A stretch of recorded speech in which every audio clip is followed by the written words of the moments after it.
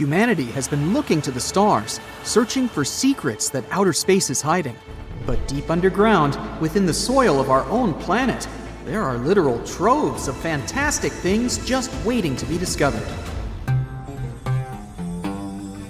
How can you talk about excavations and not mention Egypt? In 2019, archaeologists uncovered a tomb of a high official in South Sahara who lived about 4,400 years ago. His name was Kui, and the hieroglyphs on the walls of the tomb recited his many titles, one of which was the sole friend of the pharaoh of the time. The discovery could have been pretty usual for Egypt, if not for the tomb's interior. The walls, the ceiling, and even parts of the floor were covered in hieroglyphs, pictures, and intricate patterns. But what surprised the scientists the most was how well preserved the colors of those images were. Despite the cracks and chips on the walls and the ceiling, they were still bright and vivid, almost as if they had been painted recently. In Israel, a whole city was discovered by archaeologists in 2019. It dated back 5,000 years to the early Bronze Age and was home to about 6,000 people. Millions of tools, fragments of pottery items, and stone vessels were found at the site. Scientists say the city was so huge, it could be called the New York of the period. The megalopolis was carefully planned, with dozens of streets, alleyways, and public and residential areas. Archaeologists state that the citizens used to live and trade not only with different regions, but also with various cultures and kingdoms. Bar Hill is an Iron Age settlement in eastern England, and archaeologists suddenly stumbled upon a very unusual thing there. As they were scouting the area, they looked inside one particular ditch and found thousands of frog bones. Later calculations showed more than 8,000 bones belonged to frogs and toads. There were no signs of damage. The bones lay in heaps and piles. Scientists have no idea what could have drawn so many frogs and toads to a single place. It's known that local people of the time ate frogs, so the settlement's inhabitants could have brought them there. Other versions state that the frogs could have come for the large amounts of insects feeding on the crops, or they may have been looking for a body of water and got trapped in the ditch. As for now, the frog mystery remains unsolved. Not so much mysterious as amusing. A nearly 1,800-year-old insult was found carved in stone, not far from Hadrian's Wall in England. An ancient Roman fort just south of the wall had a lot of writing tablets, but this particular one was especially curious because of its contents.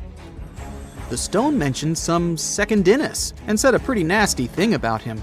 In fact, this is the first stone graffiti ever found that indicates Romans did have quarrels amongst themselves. A rancher in Wyoming, not far from the town of Newcastle, was going about his ranching business when he suddenly stumbled upon a weird bone sticking out from the soil. As he carefully dug it out, he realized the bone belonged to a huge creature. It was larger than a bear. But even so, there were no bears in the area. The rancher called scientists to figure out what it was all about.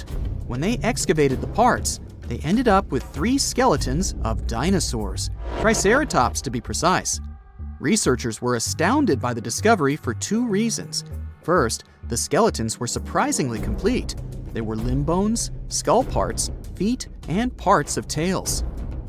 Second, Triceratops had been considered loners because all the previously found skeletons were found alone. In this case, there were 3 of them. One seemed to be a youth, while the 2 others were probably its parents. Judging by the tooth marks on the bones of the largest of the 3, a T-Rex attacked the family, and they couldn't escape from the huge predator. The catacombs of Paris are yet to be fully charted, and strange things keep coming up down there. One of them was found in August of 2004. The local police were having a routine training exercise in the caverns not far from the Eiffel Tower when they unexpectedly came upon a large cave transformed into a fully equipped movie theater. The chamber had an arena where the viewers would sit, a full-sized screen, a projector, and many movies to watch. Interestingly, they were all regular ones. featuring 50s noir films and more recent pictures. There was also a second, smaller cavern adjacent to the first one, which was used as a restaurant. Someone installed an electricity system and at least 3 phone lines in the underground cinema. But the most sinister thing happened when the officers returned to the site 3 days later to further investigate the matter. They found that all the power cables and phone lines had been cut, and a mysterious handwritten note was lying in the middle of the floor, saying, "Do not try to find us." Nobody still knows who built that underground movie theater and why. In 1948, the first report came about a puzzling 93-mile-long wall built in Jordan. It's still unknown who made it, when, and why. Its purpose is not defensive. It was too low and narrow to have protected anything from anyone. It lies in ruins today, of course, but when it was still quite new, most of it was about 3 feet tall and 1.5 feet wide. The most popular theory explains that the strange wall might have served as a farmland boundary. Researchers found traces of ancient agricultural lands to the west of the wall. The boundary might have protected those from hungry goats emerging from the east with nomadic tribes. While we're still in Jordan, there's one more mystery here: stone circles that date back 2,000 years. They're pretty big, with a diameter of about 1,300 feet or more. So far, scientists have discovered 11 of these big circles. Yes, that's their official name. Still, they're just a couple of feet high, making them even more puzzling. Originally, researchers believed they were huge corrals for animals, but there are no openings between the stones the circles are made from to let people or cattle in or out. Currently, no one knows who built these ancient structures or why. Archaeologists in Glasgow excavated a 5,000-year-old stone slab in 2016 and then buried it again. The slab is called the Cockno stone and has been known to the locals since the 19th century. The stone is large and flat, measuring 43 by 26 feet, and has swirling decorations that had been found at many other prehistoric sites across the globe. The stone was first fully excavated in 1887, but within the following decades, it was covered in graffiti by unknown people. So, to avoid further damage, a group of archaeologists buried it in the ground again in 1965. And then, in 2016, another group of researchers unearthed the Cockno stone again to record the artwork using modern photography and surveying techniques. You've heard all about Stonehenge, but what about the Superhenge? In 2015, archaeologists couldn't believe their eyes when they discovered a whole number of stone monoliths just a couple of miles away from Stonehenge. They had once stood upright, but about 4,500 years ago, the wind and erosion of the ground must have pushed them over, which is why nobody had discovered them earlier. Their purpose remains unknown, but scientists have a few theories. It could have been a giant Neolithic monument, or it could have formed a C-shaped arena leading down to the Avon River nearby. The springs and a valley completed the picture, so the Superhenge might have served as some sort of a decoration or even as part of a larger structure combined with the Stonehenge not far away.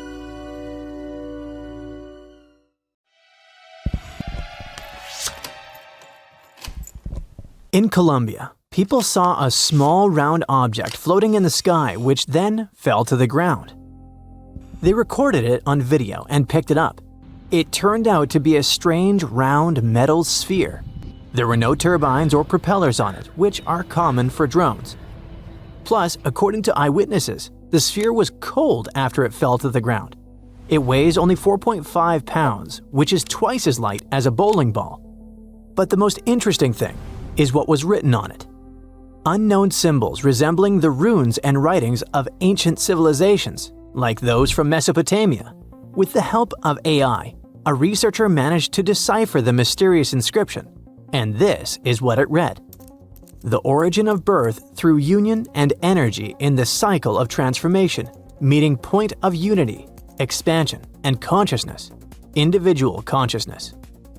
What? It sounds too philosophical and fanatical, but what do you think? Okay, the inscription is more or less clear, but what about the composition of the sphere? What is its origin? Its design differs from standard production methods since it has no welding seams and joints. Using X-rays, scientists saw the interior of the sphere. It turned out that the sphere consisted of 3 layers and had 9 to 18 microspheres inside, depending on different sources. All of them were located around the core. Obviously, many people started to claim that this was some kind of unknown technology from another planet.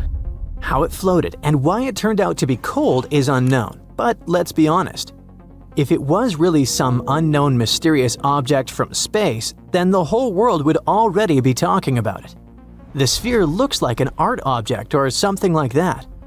And all these tricks with hovering as well as the encrypted message seem to be part of some kind of performance. Most internet users have the same opinion, by the way. What do you think is the point of this project? Perhaps the artist wanted to show how easy it was to make people believe in extraordinary things. Or if you read the deciphered words attentively, it looks like a philosophical message encouraging us to stop ruining the planet and claiming that progress and nature must unite.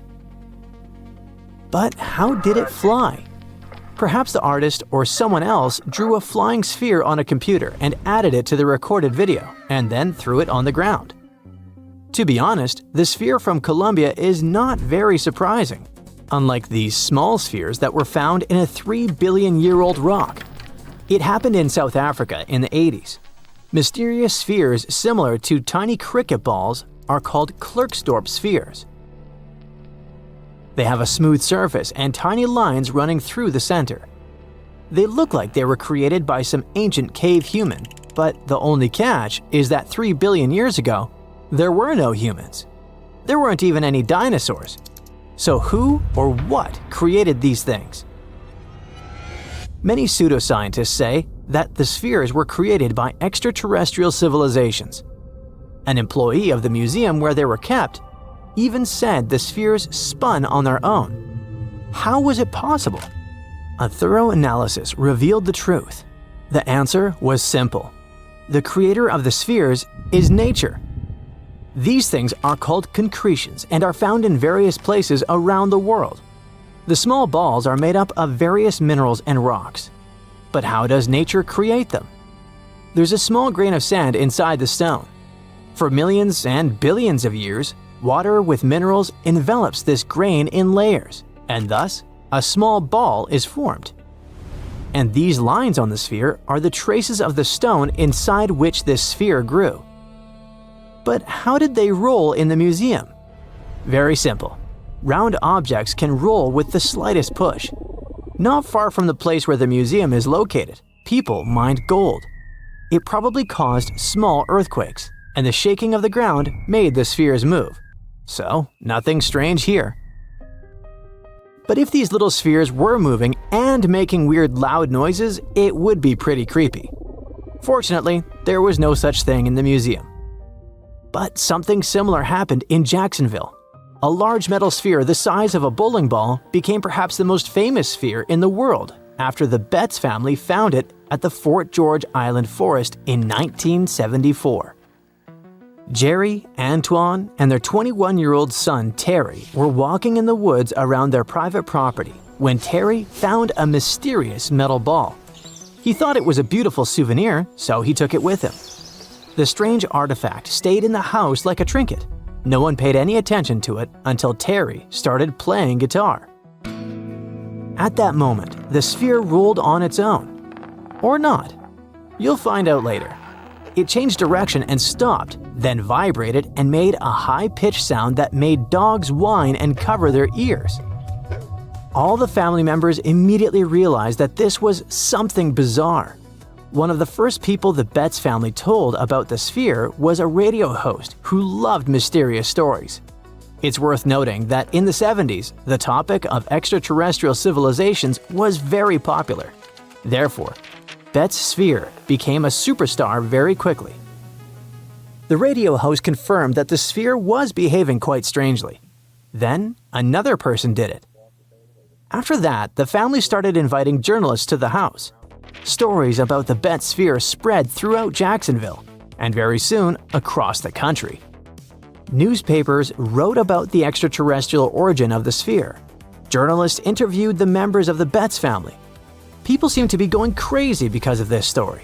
Of course, the news about the mysterious artifact reached the country's authorities. The US Navy decided to take a look at the Betz sphere to make sure it wasn't their technology. But what if it was some kind of secret development that fell out of a plane and ended up in the hands of civilians? Fortunately for the Navy, this theory turned out to be false. They analyzed the sphere and found out that it was made of stainless steel, but they couldn't figure out who its creator was. But they knew for sure that the sphere had been made on Earth. A tiny triangular chip on the surface caused the ball to roll on the floor in different directions. In such a perfectly balanced object, even a tiny flaw could make the ball move in a strange way. Also, the construction of the house was uneven. Any light touch caused the sphere to move and change direction. The US Navy soon revealed the origin of this mysterious object. It was a large ball bearing that was used as a ball check valve in the pipeline system of a chemical plant.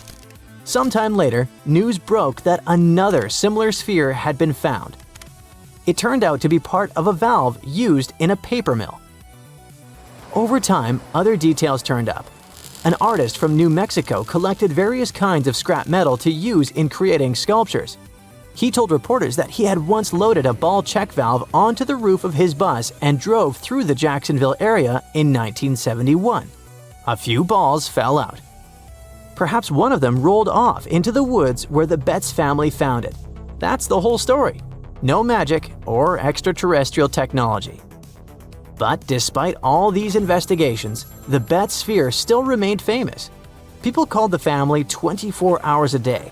Journalists came to their private property to see the sphere. Of course, the family was tired of such popularity. Telling reporters the same things about this sphere over and over again was not the most fun activity. At some point, the members of the family stopped discussing it. In an interview, Jerry Betz said that all this popularity had suppressed the family. They were no longer engaged in investigations related to the spheres, so the exact origin of this thing was not proven. But as you've already heard, the theories seem to be quite true.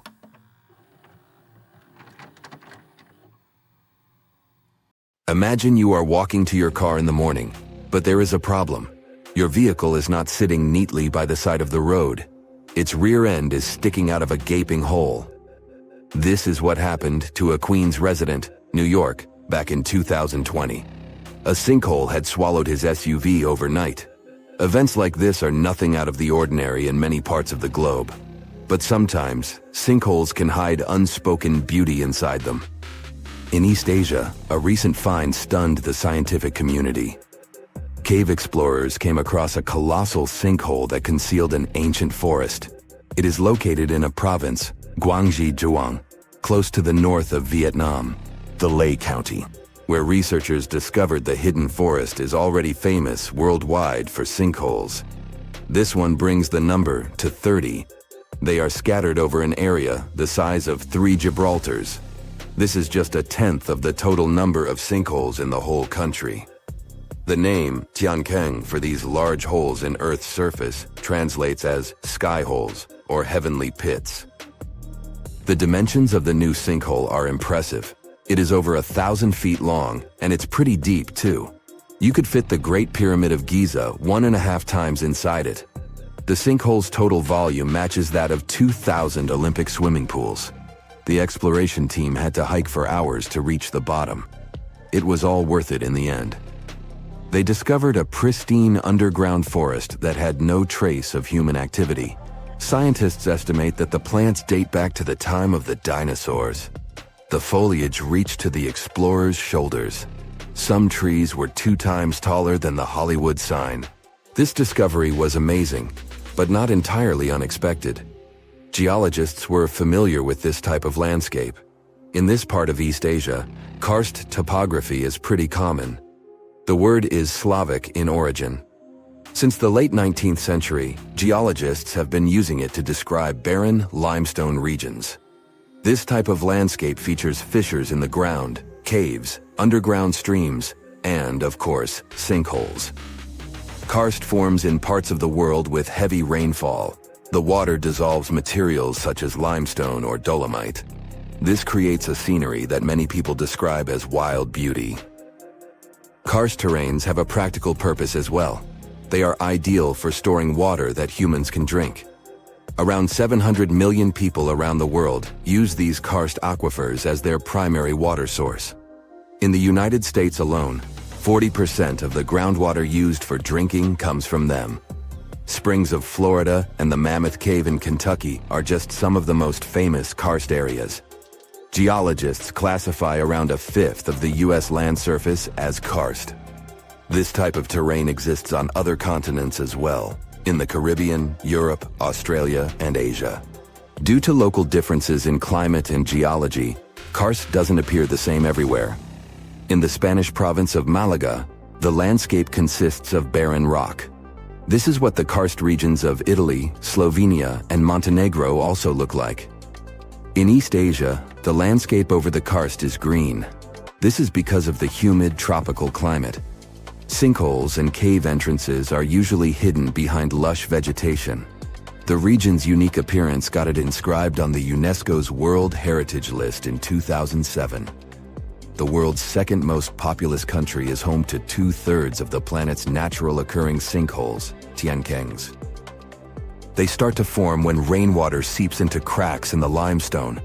Over time, the gaps widen as more and more material is washed away. At one point, the ground above the limestone becomes unstable. The end result is the collapse of the surface layer. This happens suddenly and without prior warning signs. Once a hole forms in the ground, water starts filling it up. Another way for a sinkhole to form is the existence of an underground cave. Its roof can collapse. The shape of such sinkholes resembles a funnel. It is wider at the opening on the top and narrower near the bottom of the pool. The most famous of these sinkholes are cenotes. They occur naturally on the Yucatan Peninsula in Mexico. The region is home to more than 2,000 cenotes. They are all former caves whose roofs had collapsed at some point in time, and they are filled with fresh water. The local people have been using them as water sources for thousands of years. The ancient Mayas gave them mystical symbolism. For them, the cenotes were passageways to the other world. In reality, they are just a feature of karst terrain. Sinkholes that form in regions with abundant rainfall and limestone beneath the surface soil. The depth of a sinkhole can vary significantly. The smallest are barely 3 feet deep. When it fills up with water, it turns into a pond. A large lake can form in the place of a large sinkhole. One example is the Red Lake in Croatia. The most impressive thing about it are the steep cliffs that rise above the lake. They are nearly 800 feet tall. The world's biggest and deepest sinkhole, Xiaoshai Tiankeng, lies in the vicinity of the Yangtze River. The outside world discovered it only in 1994. The hole is so deep that you could stack up 7 statues of liberty inside it. During the rainy season, a waterfall cascades from the pit's mouth into a cave system at the bottom. But not all sinkholes fill up with water. This was the case with the newly discovered giant sinkhole in Asia. It developed its own ecosystem. The high humidity and low temperature inside it were perfect for plant life to thrive. The very bottom of the hole is connected to an underground water flow. Scientists discovered 72 species of rare wild plants in the area. They are in danger of disappearing on the surface, but inside the sinkhole, they have found the perfect conditions for growth.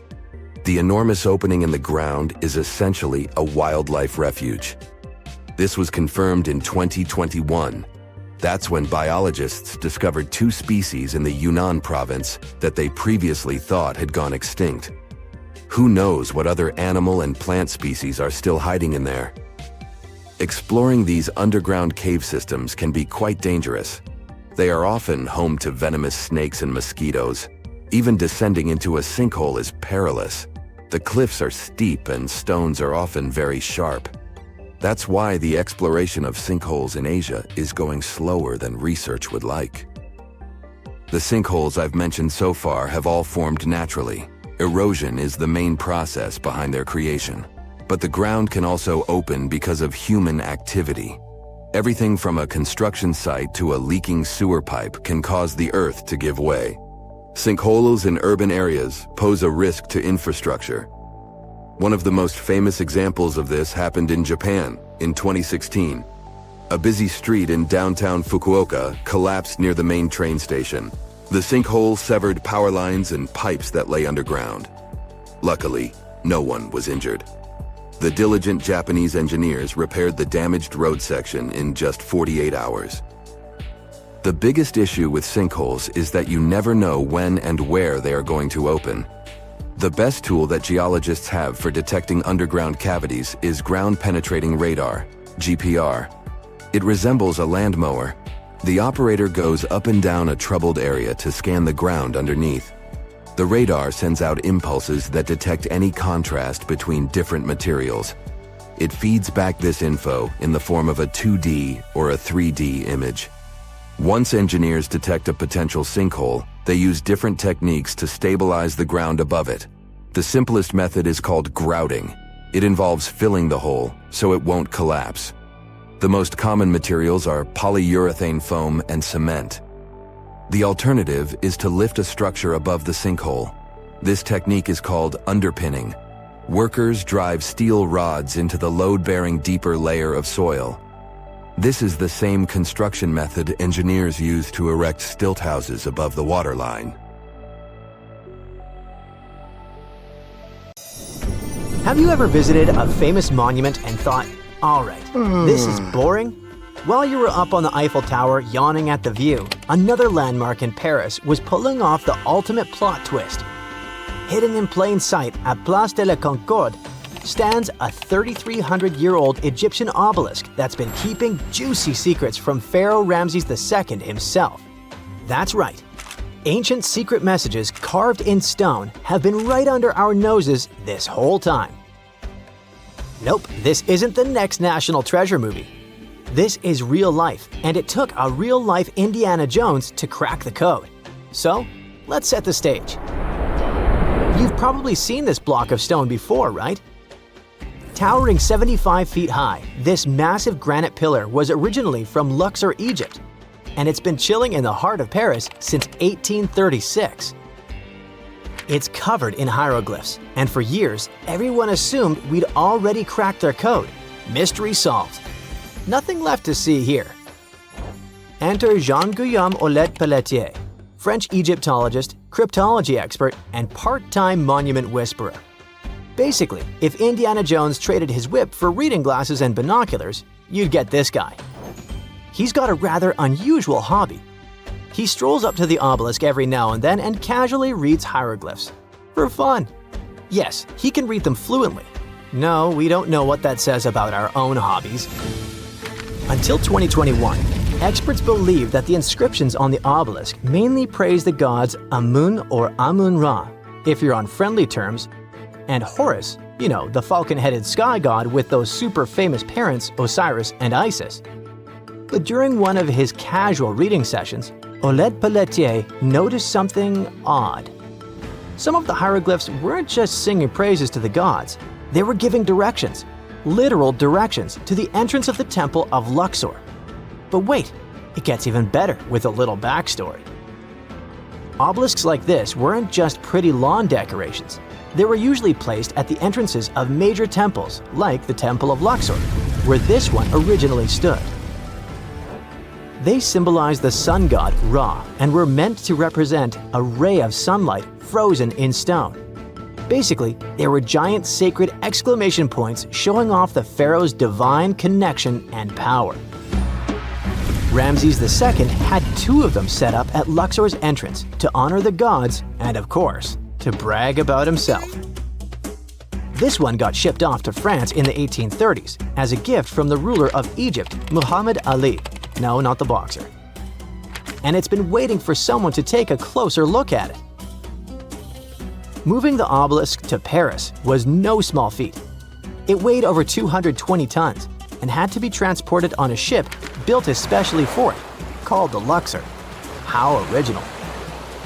The whole transportation cost the modern equivalent to $19 million. Interestingly, its twin obelisk still stands in Luxor, which means that researchers can compare both structures to see if the story really matches. This pairing of obelisks was intentional, meant to guide the eye and the spirit towards sacred space. Lucky for us, Jean Guillaume picked the perfect moment to snoop around. The obelisk was undergoing restoration for the upcoming Olympic Games. Scaffolding was up, giving him rare access to the tippy top of the monument. Armed with binoculars and a ladder, he got eye level with parts of the pillars that most of us can only squint at from street level. And that's when he uncovered the real twist. Turns out, ancient Egyptians didn't just chisel random symbols into stone. They had something way cooler up their sleeves: crypto-hieroglyphs. Those were specialized coded forms of writing used for sacred or elite messages. Basically, ancient VIP-only emojis. While your average temple priest could read standard hieroglyphs, crypto-hieroglyphs were reserved for the pharaoh's inner circle. Today, only 6 people on Earth can read them fluently. And wouldn't you know it, our French friend is one of them. Of course he is. Now, here's where things get wild. Normally, hieroglyphs written on monuments like the obelisk are read top to bottom, right to left. Simple enough. But Jean Guillaume decided to break the rules and read them horizontally instead of vertically. That's when he started spotting weird patterns, phrases, and symbols that had been hiding in plain sight for nearly 200 years. Some of these messages were so cleverly hidden, and you could only understand them if you walked around the obelisk in a certain way. He calls it 3D cryptography. That's right, the obelisk itself is like one giant ancient Rubik's Cube. Depending on the angle you read from, the message could change entirely. Yes, ancient Egypt invented something like the lenticular effect long before Pokemon cards made it cool. Okay, so what in the world does the message say now? Glad you asked. These aren't just random notes from the past. They're political gold. One inscription praises Ramses II as a divine figure who could not be dethroned. Another says the king made offerings to the god Amun, which wasn't just him being nice. This was a big political move. Back then, religion and power were totally intertwined, so showing off your divine connection was like launching a PR campaign, except instead of tweets, they used 200-ton stone monuments. Ramses II wasn't just any ruler, by the way.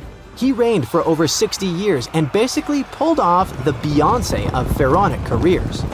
He won battles, or at least said he did, built cities, temples, and statues of himself all over Egypt, and declared himself a living god. When he ordered these obelisks, he wasn't just creating monuments. He was launching ancient propaganda flyers at priests, nobles, and visiting dignitaries. In fact, Ramses II was so good at self-promotion, he may as well be the original king of rebranding. He claimed victory at the Battle of Kadesh, even though it ended in a stalemate and they had the victory carved into walls and monuments across Egypt. The Luxor obelisk was another way of reinforcing his godlike powers every time someone passed by or read its text. And here's the cherry on top. Some of these inscriptions were positioned just right so they'd be seen by nobles arriving by boat for a festival. That's probably the reason why they can only be read from a certain angle. But if you stood at the base of the obelisk, you wouldn't see much. But from a 45-degree angle standing right in the middle of the Nile, sweet stuff! Imagine pulling up to a religious celebration and seeing giant stone text basically saying, "Hey, Ramses is chosen by the gods, don't forget it." Subtle? Not exactly. Effective? You bet. Some messages even carry double meanings. One line might spell out Ramses II's full royal title. But read it differently and boom! It says he's got eternal life. That's next-level branding. You can almost hear him saying, "Look at me, still trending 3,000 years later." For decades, scholars thought this monument had given up all its secrets, but thanks to new access, modern tools, and some fresh eyeballs, we now know there's still a ton to uncover. Olet Pelletier's full research hasn't been officially published yet, But the clues he's found are already shaking up what we thought we knew about ancient Egyptian monuments. Of course, not everyone's buying it just yet. Some scholars are skeptical, especially about the idea that boat-riding nobles could actually see those messages clearly. But let's be honest, ancient advertising wasn't easy. Even if your billboard is 75 feet tall, you still need the right angle and the right audience. So the next time you're in Paris staring at the obelisk while sipping your overpriced café au lait, remember, you're not just looking at a fancy paperweight from the 19th century. You're standing in front of an ancient Egyptian PR campaign, a 3D puzzle, and a 3,300-year-old flex from Ramses II himself. And let's be real, if that obelisk had been hiding messages this long, who's to say it's done talking? So grab your magnifying glass, channel your inner Egyptologist, and remember, the real treasure isn't gold or jewels, it's the drama chiseled in stone. Imagine you've booked a tour through the jungles of Costa Rica. All of a sudden, you stumble upon a huge stone sphere, nearly the length of a king-sized bed in diameter. How on earth did it end up there? And what does it symbolize? You immediately ask your guide. He's not as amazed as you are and tells you that there are actually several hundreds of them scattered across the south of the country. The mysterious stone spheres don't have an official name. The locals simply call them las bolas, which means balls in Spanish, while historians refer to them as Dequis spheres, after the culture that produced them. Scientists have studied the sediment layers of the Earth around them and estimate that the earliest were made around the year 600 CE, and the newest ones date to the year 1000 CE. Many of the spheres were relocated after their initial discovery, and that's why archaeologists can't date them precisely. The Dequis culture completely disappeared shortly after they were discovered by the Spanish in the 16th century. Unlike the Mayas and the Aztecs, the myths or legends of these peoples didn't survive, so they cannot explain the existence of the mysterious orbs. More than 300 of these objects have been discovered so far, with some being smaller than 1 inch in diameter, and the largest measures 6.6 feet in diameter, standing taller than most humans. Although there are ones made from limestone, most spheres were carved out of a coarse version of basalt, a type of rock that forms when lava cools rapidly. Some orbs weigh up to 15 tons, and in most cases, their surface is smooth to the touch, although there are coarse, mostly unfinished pieces. If we throw away the theory that river erosion naturally sculpted the spheres, the ancient people seem to have created them by hammering boulders with other rocks. Once they got the rough shape they were aiming for, they would polish the rock to perfection, using techniques such as controlled fracture and grinding. The mysterious spheres are located in the Dequis Delta, on the coast of the Pacific Ocean. Most of them can be found in a place called Farm 6, which, alongside 3 other sites, was proclaimed a UNESCO World Heritage Site in 2014. The area contains other finds from the pre-Columbian era, such as paved areas, burial sites, and mounds. For centuries, the stone balls were hidden under a thick layer of sediment that protected them against the elements and looters until they were unearthed during the 1930s. The company that owned the land was clearing the rainforest for banana plantations when they stumbled upon these unusual stone constructions.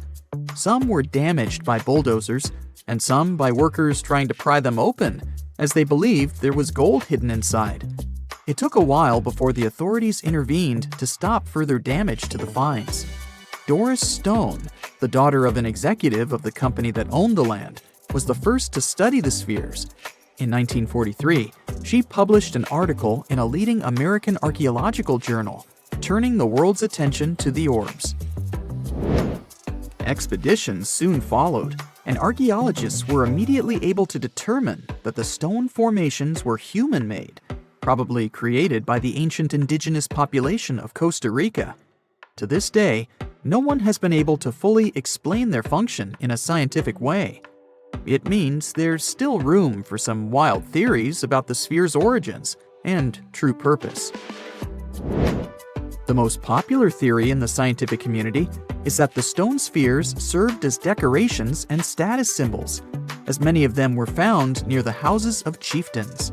Local tribal leaders were also laid to rest with some of the smaller balls, so these stone formations were definitely associated with power in some way.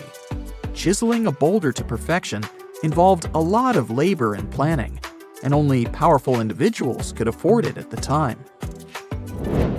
The other popular theory is that the boulders were used for astronomical observations. Individual spheres represented stars or planets, like a primitive map of the night sky.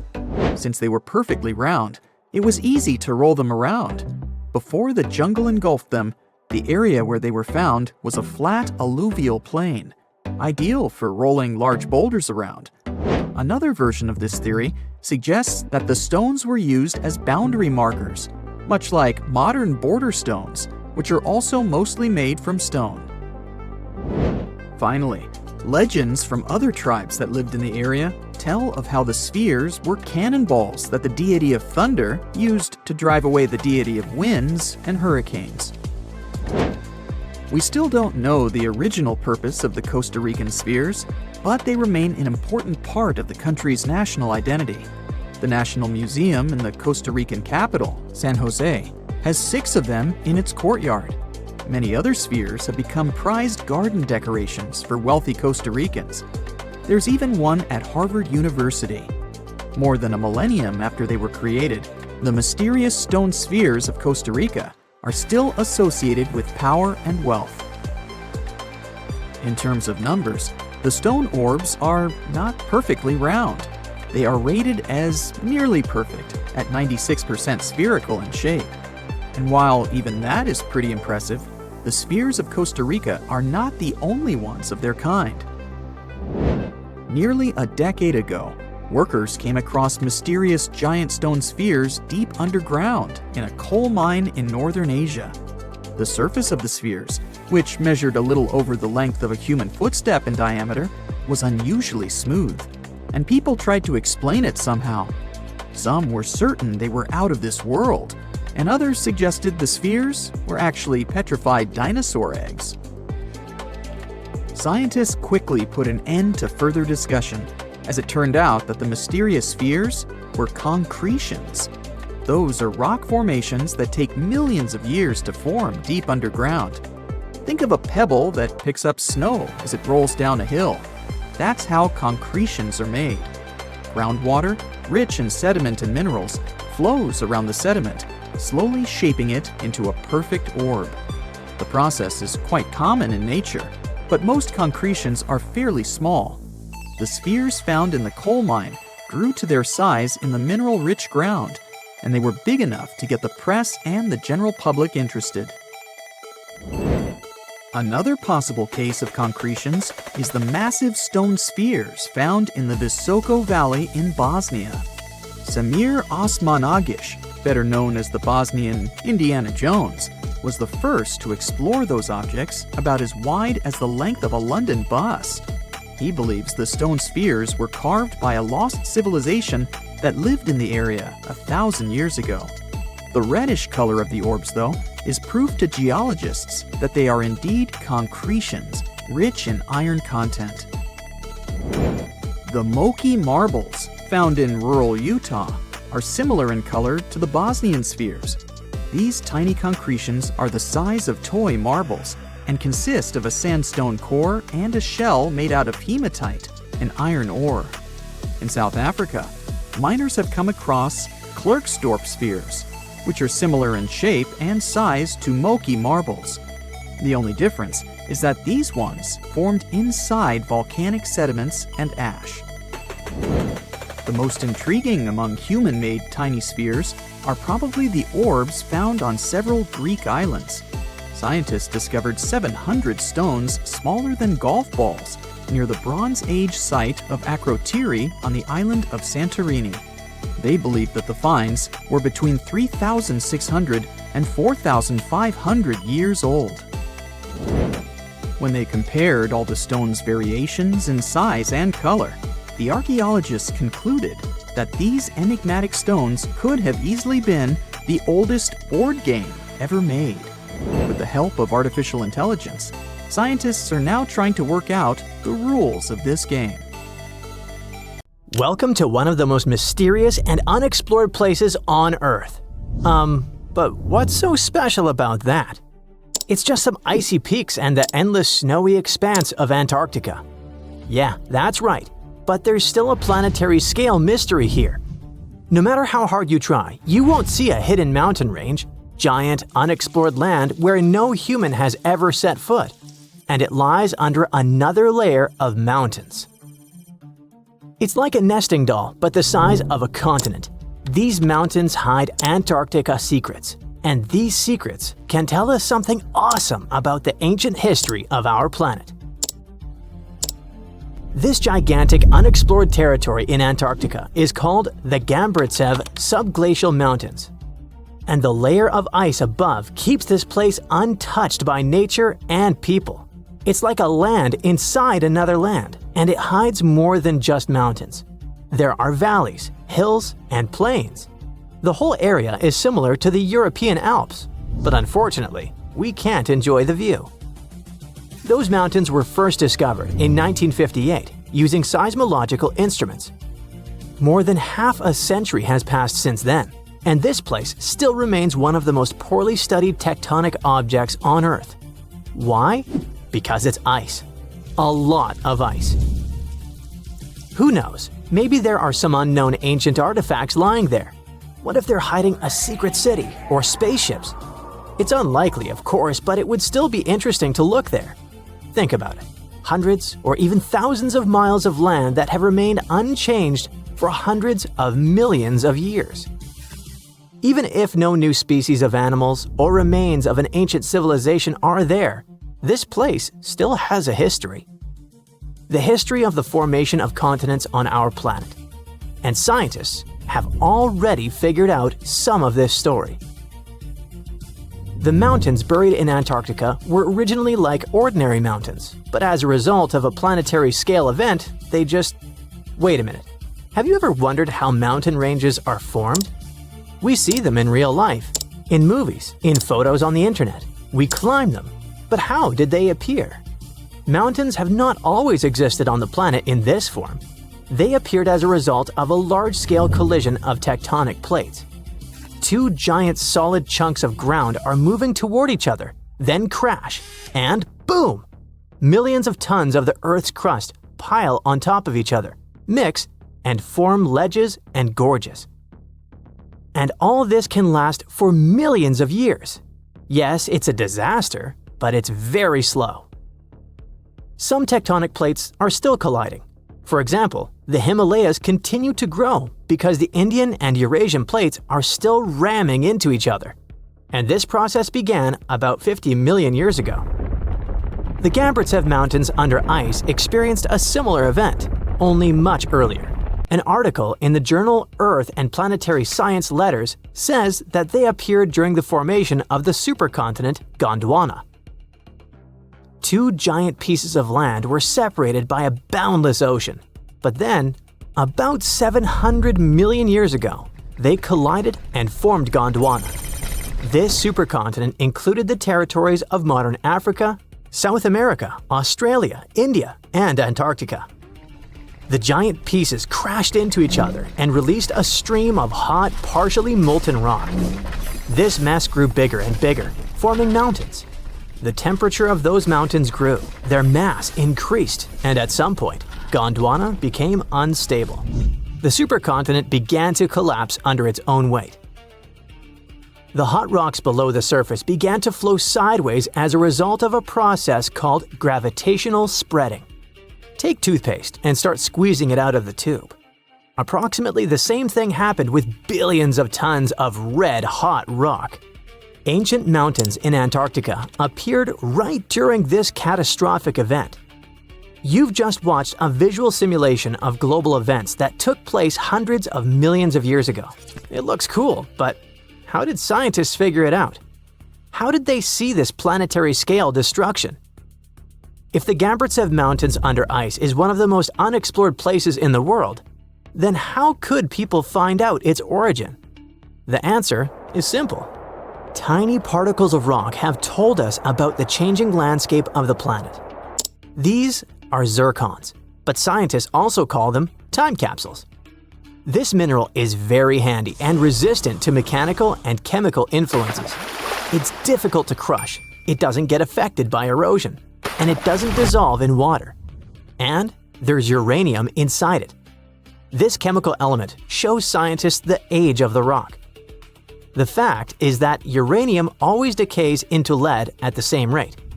Scientists look at the ratio of uranium and lead and determine the age of minerals with great accuracy. Okay, this sounds a bit complicated.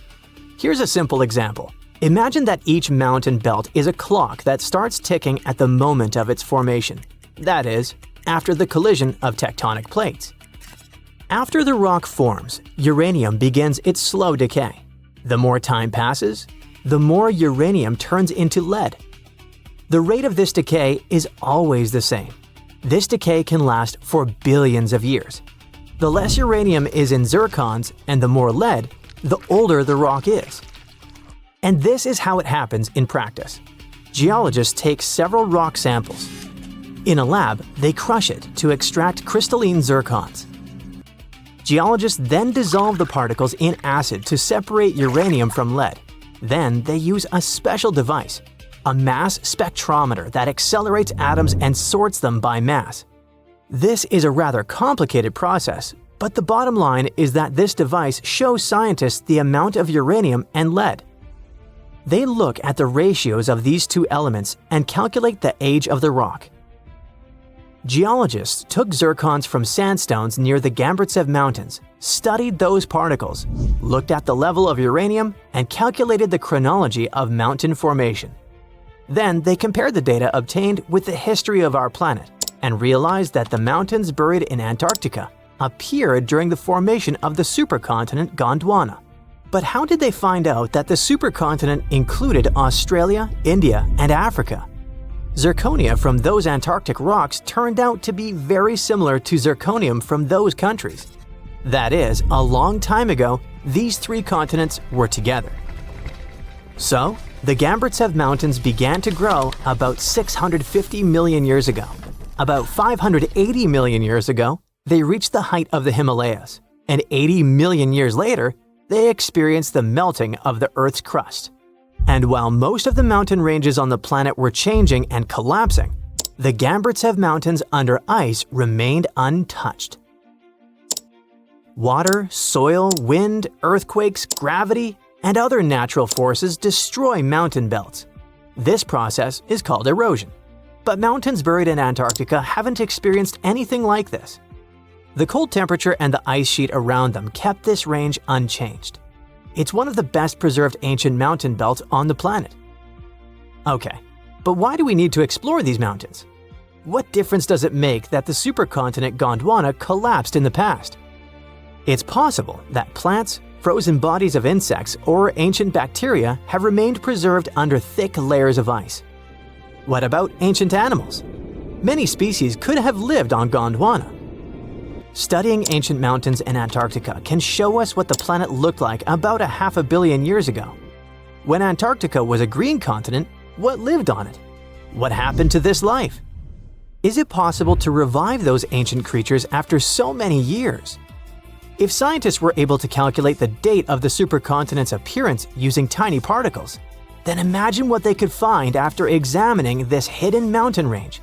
It all sounds very interesting, but there's one problem. To take a small piece of this unknown world, you need to drill through a lot of ice. You need to deliver heavy equipment to one of the most inaccessible continents in the world, build stations, obtain an energy source, and conduct large-scale research. It sounds incredibly expensive, so this hidden territory will probably remain a mystery for a long time. Let's just hope that some billionaire will want to find out Antarctica's secrets and arrange a large-scale expedition there.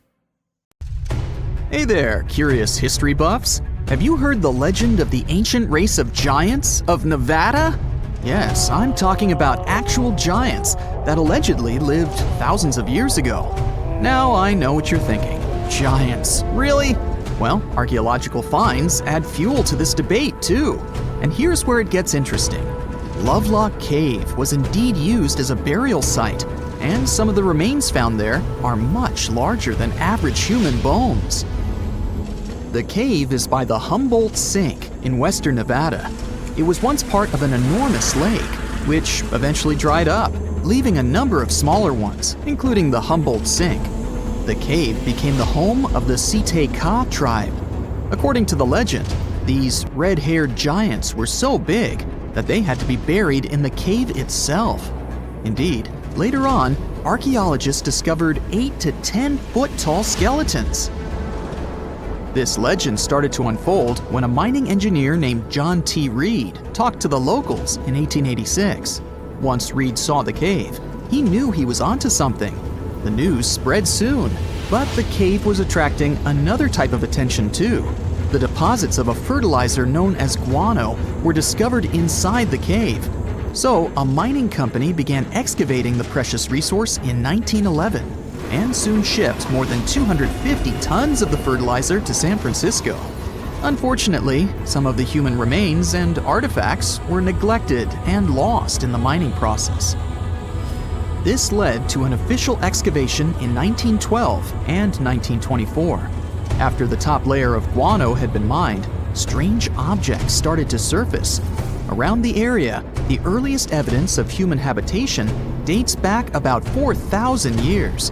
The Lovelock culture lasted for some 3,000 years, and they left us with 10,000 stunning artifacts.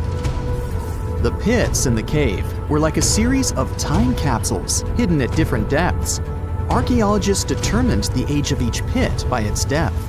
It turns out that many different groups used the cave for storage over a really long time, and the things they stored there give us a really cool glimpse into their cultures. It's like a giant ancient storage unit full of hidden treasures. What have the researchers found besides the giant bones, you might ask?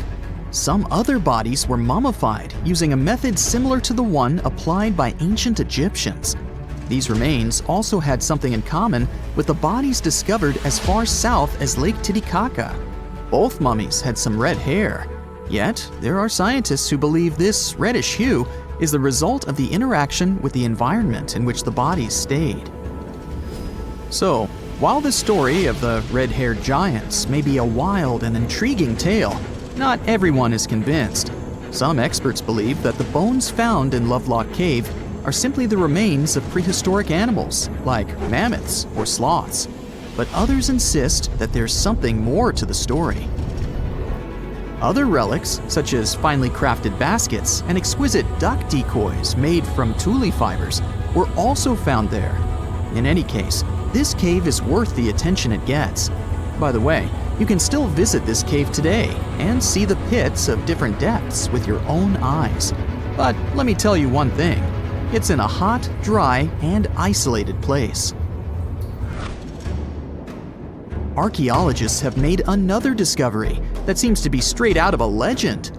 They think they found the palace of the one and only Odysseus, who was the legendary Greek king of Ithaca and the hero of Homer's epic poem. Move over, Indiana Jones. We've got some real-life adventure happening here from around 1300 BCE.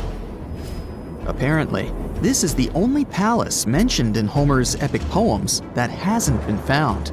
The excavations have been made on the Ionian Islands, and the view from the ruins found on the island of Ithaca are exactly as described in the Odyssey, says the professor who led the excavation team. Known to the ancient Romans as Ulysses, the Greek hero took 10 years to return home to Ithaca after the fall of Troy. For many years, Homer's other epic, called the Iliad, which tells the story of the protracted siege of Troy by the Greeks, was regarded as a myth too. But then, in the 1870s, Troy was rediscovered in modern-day Turkey's Çanakkale city.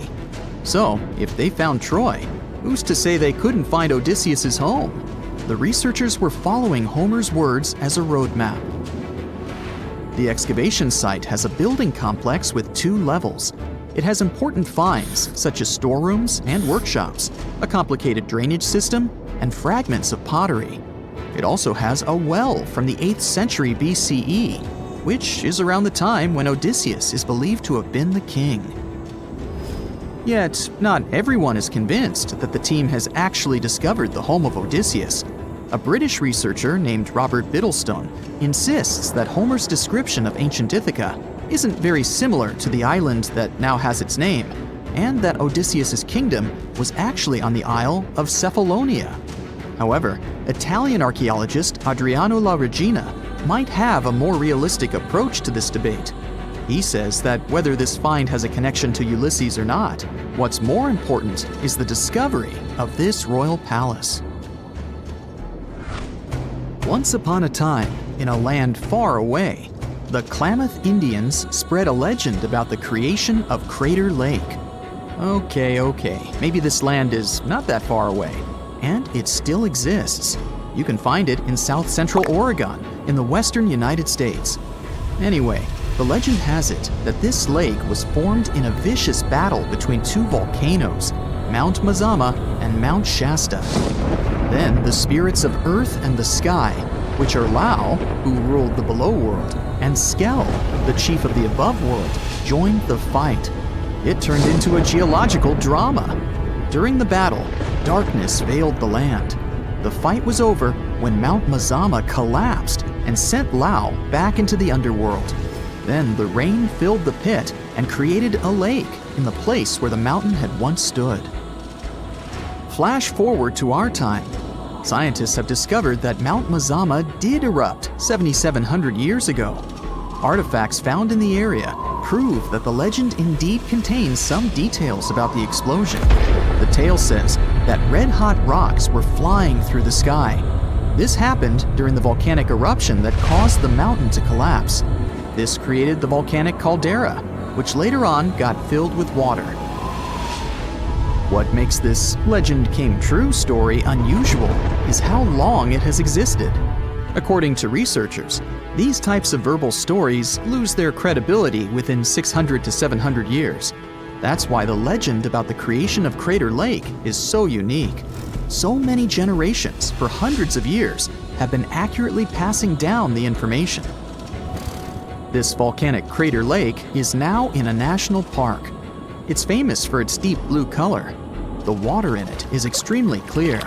If you visit it today, the water you'll see won't be the same as for someone who will visit the place 250 years later. Because there are no rivers flowing into or out of the lake, the existing water evaporates and the lake gets filled again by rain and snowfall. Basically, every 250 years, the water is replaced. Plus, this lake is almost 2,000 feet deep, which makes it the deepest lake in the United States. Swimming is okay in the lake, but there's only one legal and safe trail to get to the shore. There are other activities, such as fishing and boat tours. Shared human experiences, such as birth, marriage, and aging, may explain why certain tales are shared globally. Similar struggles and obstacles faced by humans around the world generate similar themes in traditional stories about love, parenting, and mortality. So, do you have legends or tales you've heard of from your grandparents? Who knows? Maybe your ancestors too witnessed a cool historical event. Dinosaurs, big ancient bugs, creepy spiders, and scary insects are all cute animals compared to the monsters that lived on Earth about 500 million years ago. For example, here's a creature that swam in the water like a stingray and had 3 eyes. Its mouth was like a pencil sharpener. 2 long claws with forked tips like pincers protruded from its head, and its gills were somewhere in the back. This is not a thing from a sci-fi movie. This is Mosura. Its remains are preserved in excellent condition. Let's look at it more closely and study other similar monsters. The Cambrian explosion. Remember this name. This period is also called the biological Big Bang, the time when a huge number of different living creatures began to appear in the ocean, large, small, and tiny. The ancestors of almost all modern animal groups were most likely born during the Cambrian explosion, which lasted from 541 to 485 million years ago. It was a time when the first truly effective and terrifying predators appeared on Earth. One of them was Mosaura. It's only the size of an index finger, but you would never want to meet such a creature while swimming in the sea. It's scary to imagine what it could do with its pencil sharpener-shaped mouth. And you probably wouldn't be able to hide from it because, come on, it had 2 eyes on the sides and 1 big eye on its forehead. Mosaura belonged to a group of arthropods. Scientists called it a sea moth since it reminded them of a moth. This thing used a flap-like apparatus similar to wings to float in the water like a stingray. This monster was quite creepy, but its appearance may seem familiar because it's a distant relative of modern spiders, crabs, centipedes, and moths. Scientists found several 506 million-year-old Mosaura fossils, but unlike many other similar finds, these ones have been preserved in excellent condition. The found fossils showed sharp claws, a toothy jaw, and large gills in the tail section. Some parts of the fossil were so clear that they revealed the details of the creature's internal anatomy, including parts of its nervous and circulatory systems and digestive tract. It had jointed limbs like those of modern insects and crustaceans.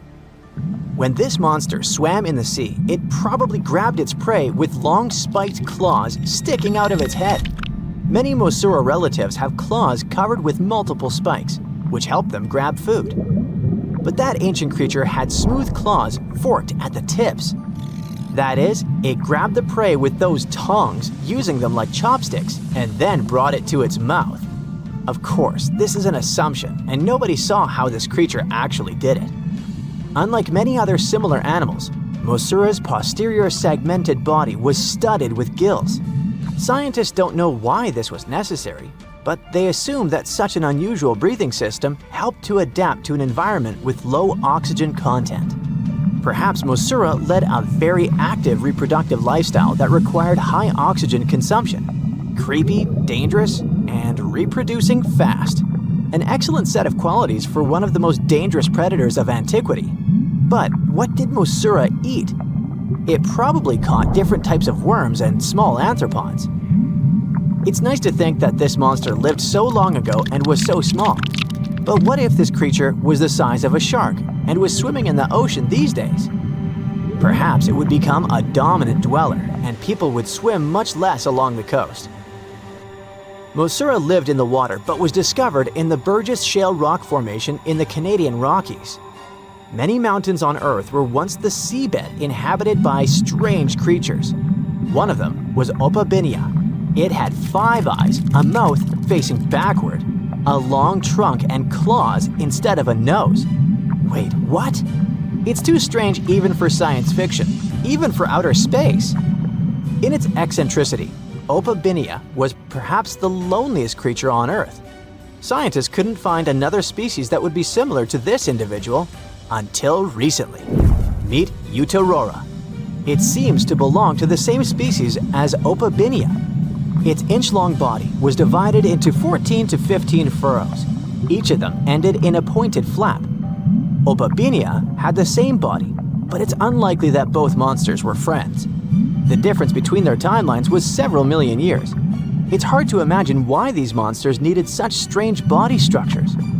Why haven't modern filmmakers used the design of those animals to create cool space monsters yet? Okay, they were creepy creatures, but what about weird and kinda useless ones? Scientists have discovered Su, a legless creature with no head turned inside out. Huh?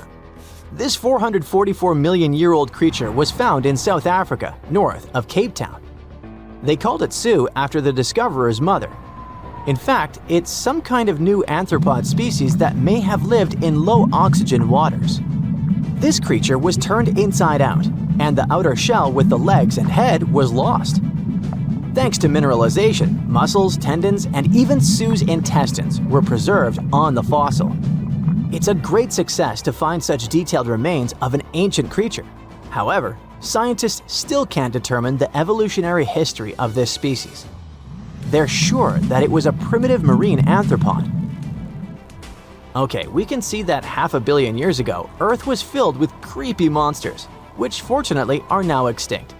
But what about trees? Were they the same as we see now? Or was there something else? Something creepy? Oh yeah. Scientists have discovered a new kind of living organism similar to a tree or a mushroom. It was gigantic and had a very minimalistic design. Meet the Prototaxites. It's basically just a big stick with a round end poking out of the ground. It was smooth, didn't have the usual tree bark, and looked more like a mushroom without a cap. But scientists have recently found out that it wasn't a mushroom at all. Prototaxites probably belonged to a previously unknown branch of life. Prototaxites is considered to be the first giant organism in the history of the planet that lived on land. It existed about 420 to 375 million years ago during the Devonian period. It was the time when plants began to spread across dry land, forming large forests. Over time, they began to grow leaves and form roots in the ground. Then, the first seed plants appeared. The real colonization of land began. The first arthropods, such as centipedes, arachnids, and other unpleasant creatures, began to walk among those forests. Meanwhile, the water was filled with a huge biodiversity. There was a giant supercontinent on the planet, and smaller parts began to break off it. During this period, Prototaxites towered over the land. Some of these things reached 26 feet high and 3 feet wide. It's like a 3-story house and as thick as a palm tree. But what was it? A plant? A mushroom? Algae, perhaps? Scientists discovered them in the middle of the 19th century, but only in 2007 did they conduct chemical analysis. Research showed that it was most likely a giant mushroom, but in 2025, scientists refuted this conclusion. It turns out this may have been an unknown life form that existed separately from the kingdom of fungi, animals, plants, and protists. Scientists noticed that the inner part of Prototaxites consisted of a number of tubes. There are similar tubes inside mushrooms, but the tubes of that ancient living thing branched and joined differently. They even had a different chemical composition. The main building block of mushrooms is chitin. But the Prototaxites contained chemicals similar to lignin, a substance found in the bark of trees and other plants. And its anatomy differs from the structure of any other organism known to us. What were they doing on Earth? Just chilled and enjoyed the bloom of life? Did they produce some kind of fruit, like a banana with eyes and claws? Scientists don't know. What if it was something that was brought to Earth from outer space? What if they were flowers planted by another civilization? What do you think? Archaeologists recently found something fascinating from a forgotten Maya kingdom, a tomb hidden in a collapsing pyramid. Inside, there was a king buried for 1,700 years, a jade mask that looks almost human, but not quite. And all this thanks to the looters who missed it by just 6 feet. They stumbled upon it in 2022 in the dense jungles near the border of Guatemala, Mexico, and Belize. In Mayan times, this little place used to be called Xochitlam. It's a lost city, half swallowed by jungle. This place meant pretty much nothing compared to other big Mayan cities, like Tikal or Teotihuacan, or so we thought. The team found a tomb of a Mayan ruler. The artifacts, the names of kings, all this revealed that Xochitlam wasn't just some tiny village. It was a pretty important place for that culture, and what they found inside that tomb may rival the treasures of any Maya metropolis. The tomb's ceiling had collapsed long ago, but the offerings were still inside and remained intact even after centuries. They recovered over 16 spondylus shells. These things were used by the ancient elite for power and rituals. That meant that whoever the tomb was related to, it was someone wealthy, of high status, who got themselves a ceremonial burial. Archaeologists also found carved femur bones. They were etched with hieroglyphs and names. Maya literally wrote their history in human remains. Researchers want to dive super deep and get a DNA analysis on the bones. Maybe that will help uncover familial ties, origins, or health problems these people might have faced. And most important of all, the mosaic jade mask. It was pieced together from luminous green tiles into an expression that feels almost human, almost alive. A lot of people were joking that it's just like Jim Carrey's mask in the famous movie. But it wasn't a magical artifact. That was the face of a forgotten Maya king, staring out at us after 1,700 years of silence. His name was etched into the femur bones, Itzam Kokaj Balam. Historians think this might be the ruler who reigned around 350 BCE. Unfortunately, this period is super underdocumented. We barely know anything about those times, but it looks like he was pretty important to the locals. One of the bones even showed a carved figure holding a deity's severed head. The deity's head looks exactly like the jade mask. Perhaps this was supposed to be the king himself, defeating some mythological villain. Other inscriptions mention the king's father and grandfather. That links Xochitlam to the mighty Maya capitals we mentioned, Tikal and Teotihuacan. Tikal was once the beating heart of the Maya world. It was a fascinating megapolis. A city rose from the Guatemalan lowlands with towering step pyramids that scraped the sky. That place was home to tens of thousands of people. It was also a hub of art, astronomy, and culture. The rulers were worshipped almost as living deities. Their deeds were carved into stelae that still stand amid the howler monkeys. Teotihuacan was located even further north. Now that was a mystery of another kind. It wasn't really Mayan, but rather Central Mexican. But still, that was a true metropolis, one of the largest cities in the world during its time. It was most famous for its Avenue of the Dead and colossal structures like the Pyramid of the Sun. It was a rich cultural center that had a worldwide influence. For centuries, both Tikal and Teotihuacan seemed to have completely different cultures. Tikal was a flourishing city-state where people loved reading, astronomy, and beautiful architecture. Teotihuacan was a titanic militaristic superpower. Two big centers of Mexico, separated by 600 miles of jungle and mountains. Compared to these imperial capitals, Xochitlam was a whisper. But it looked like this Itzam guy from the tomb wasn't just a ruler of a random village.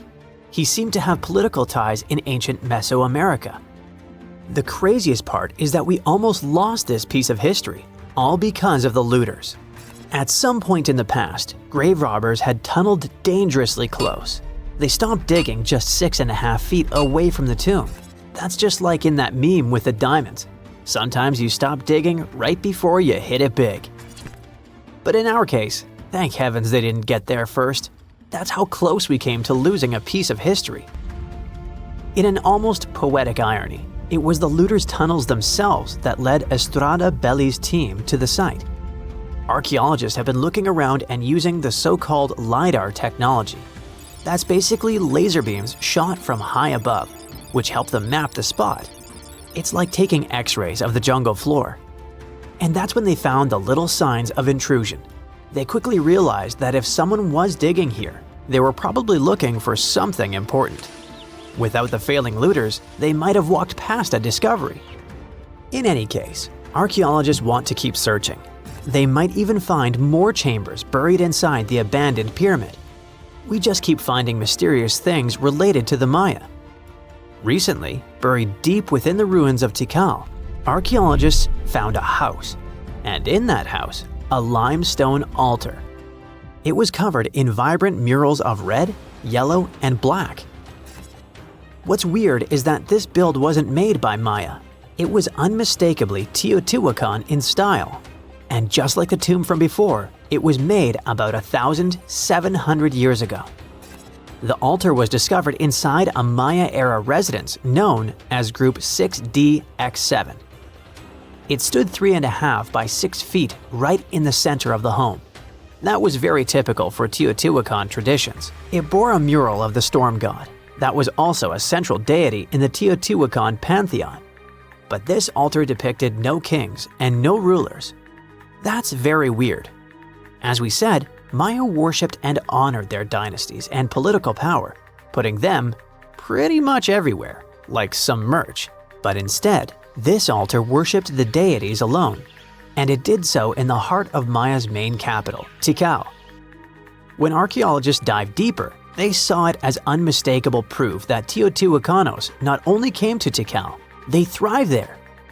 This house wasn't some trade outpost, people actually lived in it. Teotihuacanos built homes, practiced their rituals, and left their deities behind in this city. And Maya seemed to be chill about that.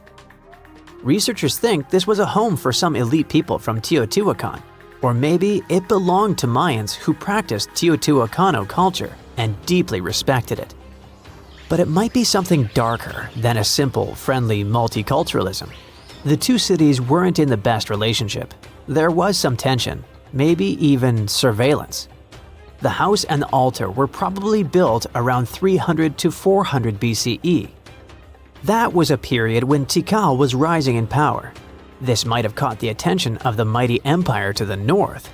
It's almost as if Mayans poked the beast. By 400 to 450 BCE, that attention may have become something sinister. The altar could have actually been the symbol of domination. Had the Maya of Tikal truly welcomed their guests, or did they come here and bluntly started building foreign altars in sacred spaces? Did Teotihuacan use this as some kind of soft invasion? In that case, it would make sense for Mayans to destroy that place or vandalize it somehow. Mayans regularly buried their buildings and rebuilt on top of them. But for some reason, this altar remained untouched. Mayans found it and buried it with the surrounding buildings as they were. No vandalism, no destruction, no rebuilding even. Looks like they had some complicated feelings about Teotihuacans. It was a time when cultures clashed, fused, overlapped, and possibly spied on each other.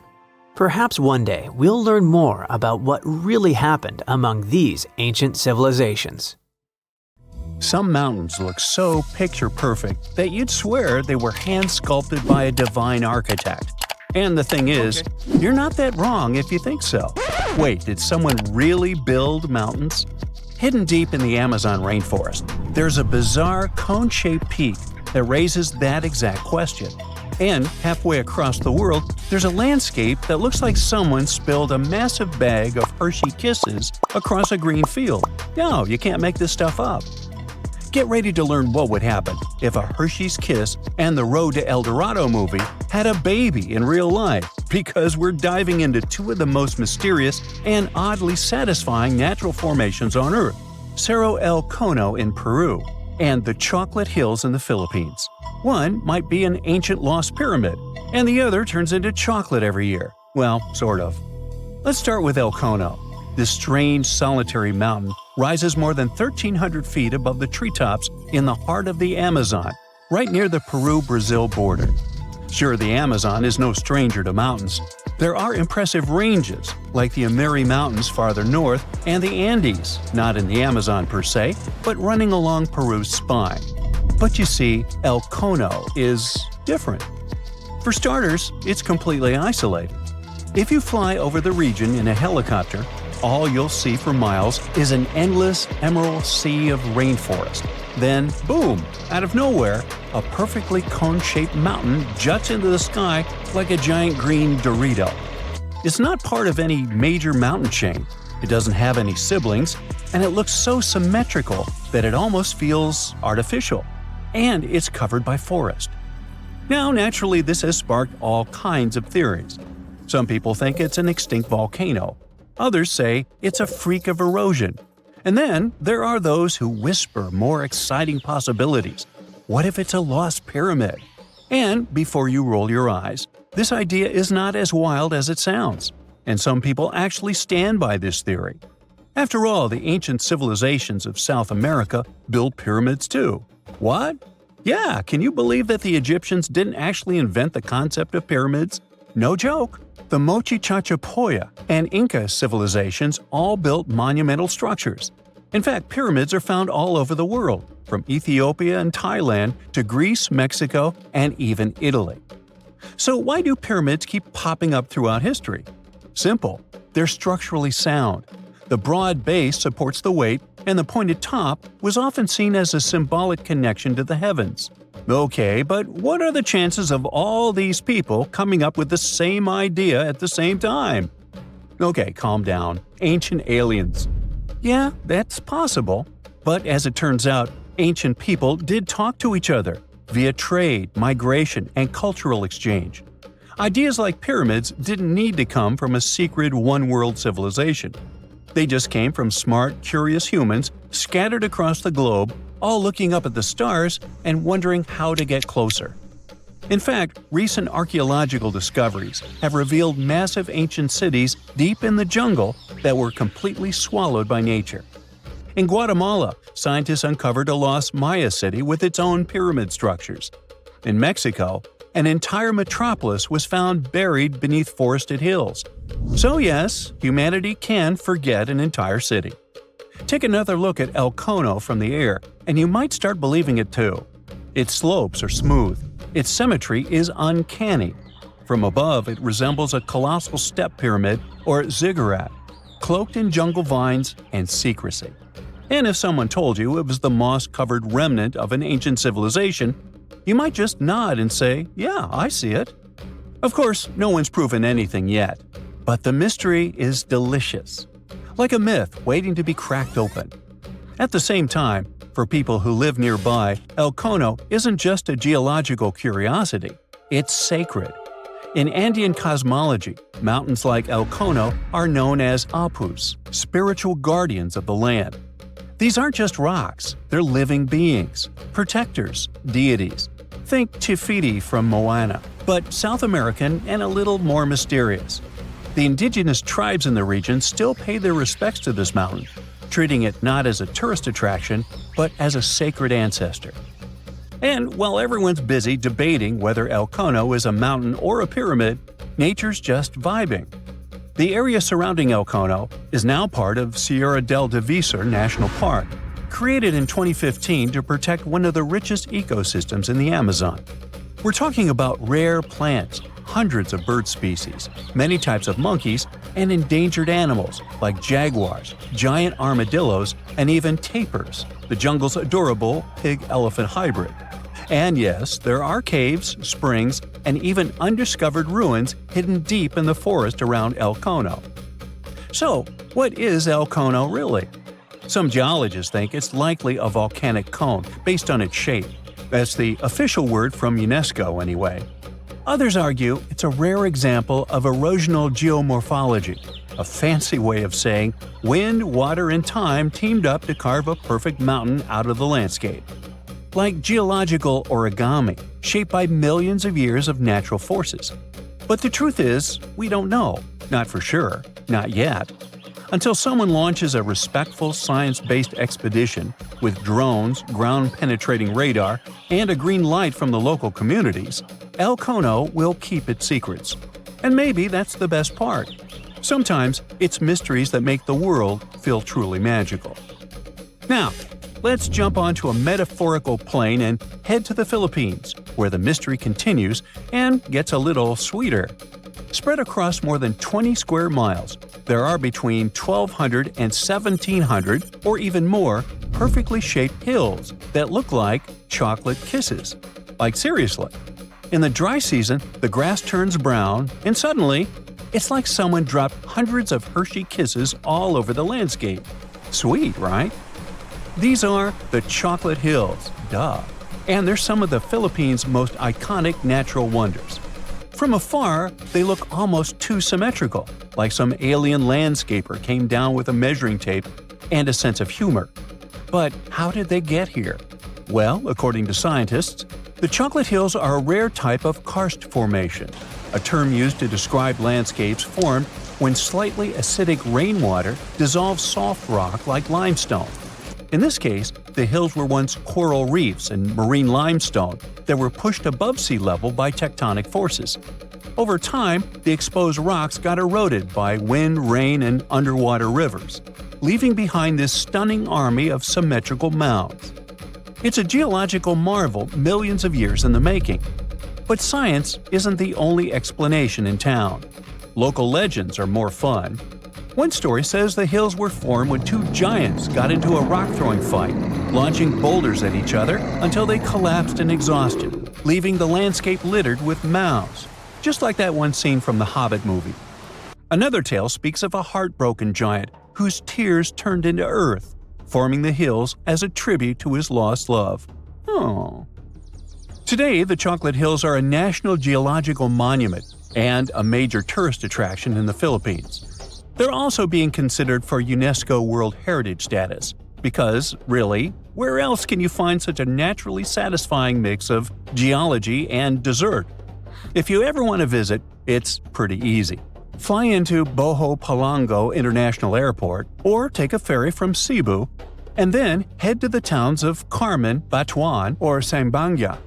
There are designated viewing decks, eco-parks, and even ATV tours that will let you explore the hills up close. So, whether you're chasing lost pyramids in the jungle or climbing a mountain that turns into chocolate in the summer, the planet still has places that surprise and delight. And that's the real treasure. Sometimes, nature's weirdest, most beautiful shapes aren't hiding aliens or ancient tech. They're just proof that Earth has a wild imagination. For years, the world's most valuable shipwreck was just a legend, until now.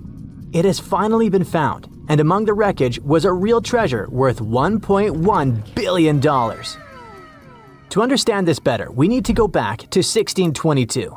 That year, the mighty Spanish galleon Nuestra Señora de Atocha set sail from Havana, packed with riches belonging both to King Philip IV of Spain and to the wealthy members of the crew.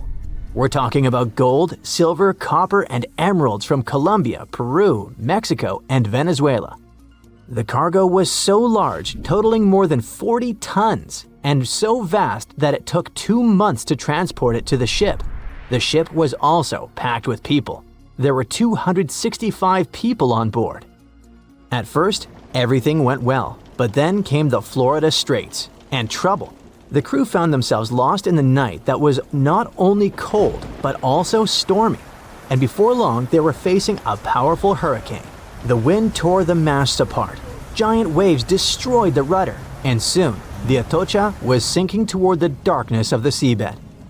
The disaster that night meant a huge loss of wealth for King Philip IV, but even worse was the loss of life. Of the original 265 crew members, only 5 survived. They managed to climb up the mizzen of the ship, the only part that remained above water. With all that treasure gone, the Spanish were quick to spring into action and devised a salvage operation. 5 ships were sent to recover the cargo. The plan seemed simple and easy. After all, the hatches were securely locked, so the treasure could still be there. But almost immediately, things went wrong. For example, one of the 5 ships ran aground before it could even begin its journey. In the end, the search dragged on for 60 years, and many factors contributed to the mission's failure. That may not seem so bad today, but back then, divers didn't have the technology or safety equipment that we have today. Exploring the seabed was risky, and more often than not, it led nowhere. While searching for the Atocha, the rescuers found traces of another vessel, the Santa Margarita, the Atocha's sister ship. Another hurricane passed through the region a month after the sinking. The seabed became a jigsaw puzzle with pieces of the ship scattered everywhere. The rescue mission became almost impossible. Over time, the Spanish managed to recover part of the Santa Margarita's cargo, but Atocha's treasure seemed lost forever. Even so, no one forgot that story. Then in 1969, more than 300 years after the sinking, everything began to change. An experienced deep-sea diver, Mel Fisher, stepped in and decided to rewrite history. Mel had already spent a big part of his life at the bottom of the sea. He and his wife even ran a diving school in California. So, Mel gathered his family and moved to the other side of the country. He led a new team of hunters whose mission was clear: to find the lost treasure of the legendary Atocha. They had little more than a boat, some diving equipment, and metal detectors, but that was enough to get them started. They focused on a region called the Matecumbe Keys, mentioned in several 17th century documents. In the first year, they traveled more than 100,000 miles but found absolutely nothing. It seemed like an impossible dream. But Mel still had a card up his sleeve. Eugene Lyon, a historian who would change the course of the search. Eugene delved into the Spanish archives in search of clues about the shipwreck. It was there that he found an important document that mentioned a group of people trying to save it. On the last page, it was mentioned that an area 100 miles from where Mel was searching had been the scene of the main exploration. This little piece of information was the needle in the haystack they needed. They rerouted the ship and soon arrived at the new location. But there was a challenge. That part of the ocean was deeper and the visibility there was almost zero. It was difficult to see your own hands. However, Mel knew how to deal with the adversities of diving and came up with a simple and brilliant solution. He installed 2 large tubes on the boat called letterboxes. Those tubes could be lowered in front of the propellers. The idea was ingenious. They sucked clean water from the surface and directed it to the bottom of the sea, exactly where the divers were. This technique not only cleared the murky water, but also helped to reveal objects that had been hidden for centuries. And still, the search took 16 years. During that time, Fisher found many lost items. Then, in 1971, they discovered a huge anchor. This was the first clue that they were close to finding the Atocha. In the following days, more objects appeared. Cups, swords, and ancient nails turned up.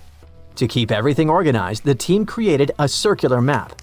On it, they marked the exact location of each item they found. They also used radio transmitters on land and a receiver on the boat, which allowed them to know precisely where they were. The system was so efficient that it could measure the position with a margin of error of just 1 foot. Over time, a line began to form on the map, pointing to where the Atocha's main treasure might be hidden. They followed this trail for 2 years. Just when they were starting to lose hope, they found silver bars. It was the year 1973. This opened the door to much bigger discoveries. The silver alone was worth over $100,000, but the real treasure was yet to come. On July 20th, 1985, valuables that would be worth around $1.1 billion today were finally discovered in the main hull of the ship. The treasure included 180,000 silver coins, 24 tons of silver bars, 125 gold bars, a collection of pearls, and 66 pounds of emeralds. Some of these finds were priceless, not only because they were rare, but because of their history. The Atocha cross, the royal orb, and the Atocha ring, 3 royal artifacts, were found in near-perfect condition.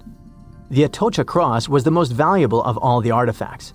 It had 9 brilliant green emeralds set in 22-karat gold. A true treasure from the past, shining once again after centuries underwater. Soon after the discovery, the state of Florida thought, wait a second, we want a piece of that treasure. They went to court, demanding a whopping 25% of the value. A bitter legal battle ensued and it lasted 8 years. It even went all the way to the Supreme Court. But in the end, treasure hunter Mel emerged victorious. He was even invited to The Tonight Show, showing off a massive gold chain found in the wreckage, wrapped around his waist like a belt. People called it the money chain, and for good reason. The find was so big that the wreck was declared the world's most valuable by the Guinness Book of Records in 2014. After the initial excitement, Mel sold some of the gems, but the bulk of the treasure remained in the family for a while.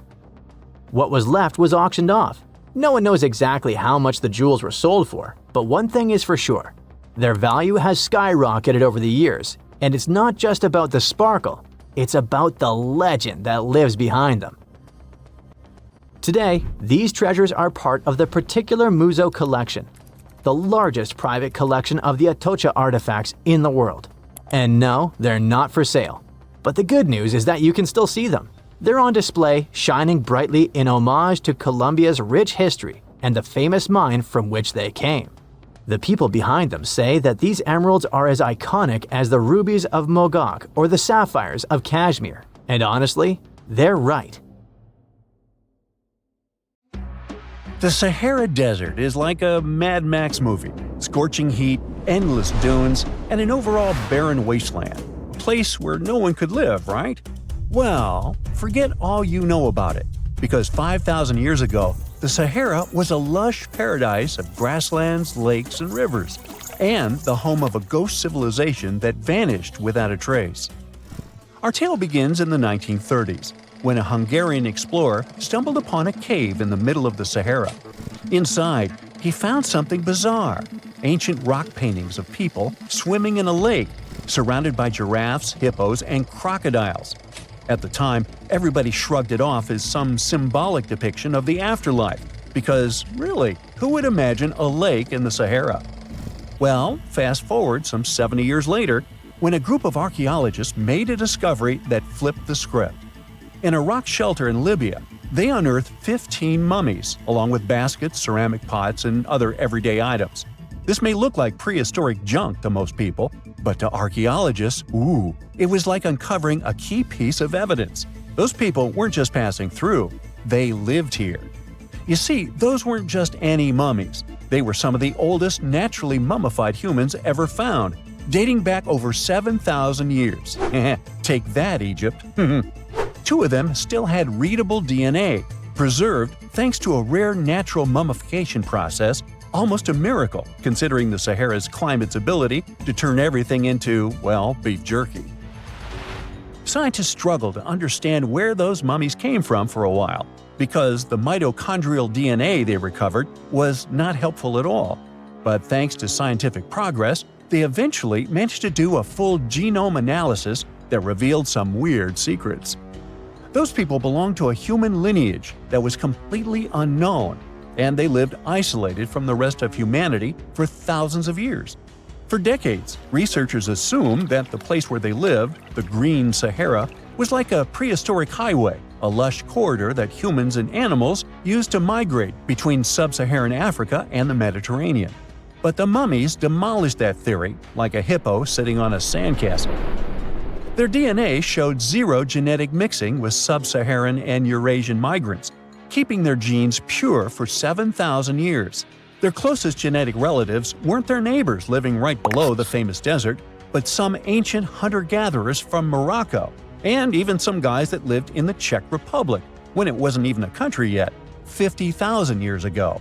We're not out of the woods yet, because those mummies also carried some teeny-tiny traces of Neanderthal DNA, just 10% of the amount found in modern Eurasians. Now, if you paid attention in school, then you know that Neanderthals lived in Europe and Asia, and early humans only mixed with them after migrating out of Africa. But those Green Sahara folks never left Africa. So how did they get Neanderthal genes? The leading theory is that their ancestors mingled with Neanderthals in North Africa 50,000 years ago before settling in the Sahara and cutting off contact with the outside world. Archaeologists also found cattle bones and tools made of stone and wood at that rock shelter, proving that those people led a thriving pastoral lifestyle. This discovery made scientists scratch their heads for a while because, you see, animal domestication was not developed in Africa. So how did they learn it if they never mingled with anyone? Did they have ancient YouTube tutorials? Probably not. The researchers believe they must have traded knowledge with neighboring groups, but just knowledge, no saliva. It's almost too hard to believe that no outsiders mixed with them. After all, who wouldn't want to live in a thriving civilization in the middle of a green paradise, drinking milk, eating meat, and even using animal blood as a protein source? Ooh, yummy. They didn't have to hunt for every meal, thanks to their livestock, and the abundant water made life pretty sweet. And yet, they never married outsiders. Why? Maybe it was a cultural choice to never date outside their own group. Or maybe the landscape itself kept them isolated. This is where scientists place their bets. They believe that the dense forests and rivers that existed in the Green Sahara acted like nature's no trespassing sign, creating a geographical barrier that isolates animals, plants, and whole societies. This isolation is the reason why their genes were so unique. These guys weren't swapping spit with anyone else. But this genetic time capsule almost didn't survive. For most of the last ice age, the Sahara was even harsher than today, a true dead zone where humans couldn't survive. 70,000 years ago, even the toughest people disappeared, retreating to the Nile Valley and the Mediterranean coast. Why?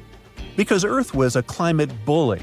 Massive glaciers stole all the moisture, weakening monsoons until rain clouds barely reached North Africa. Then came the knockout punches. Armadas of icebergs flooded the North Atlantic, triggering devastating droughts each time. This was the Sahara's ultimate keep-out era. Now, you're probably wondering how in the world the Sahara turned green after all this, and then went back to being a desert again.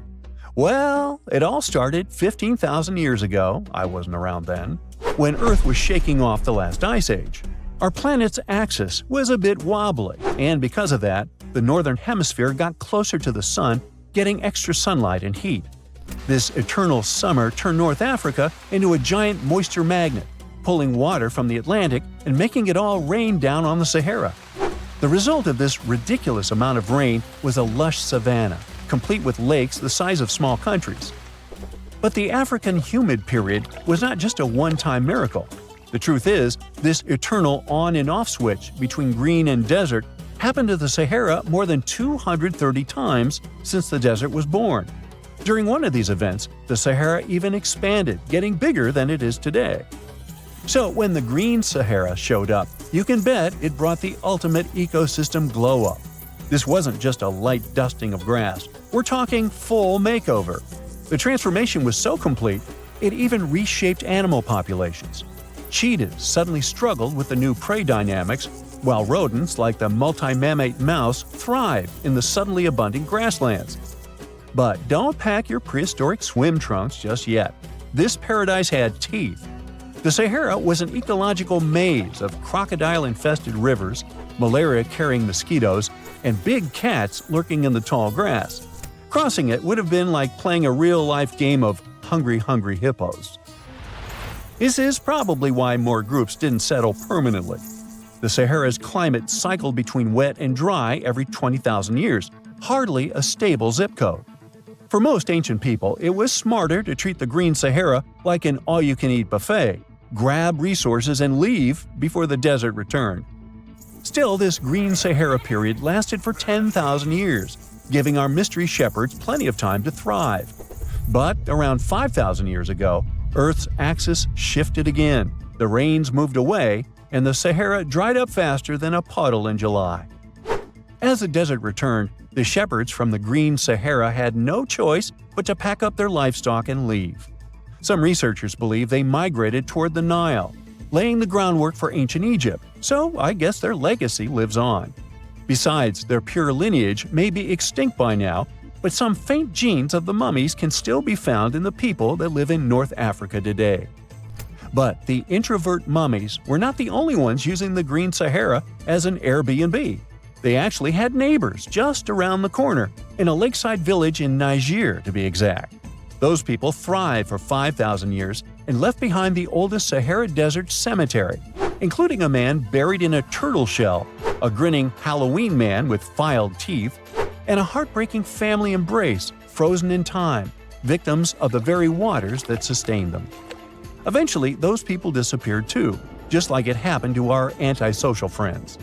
This proves that this desert outsmarts everyone, with a landscape that gives paradise with one hand and takes it away with the other.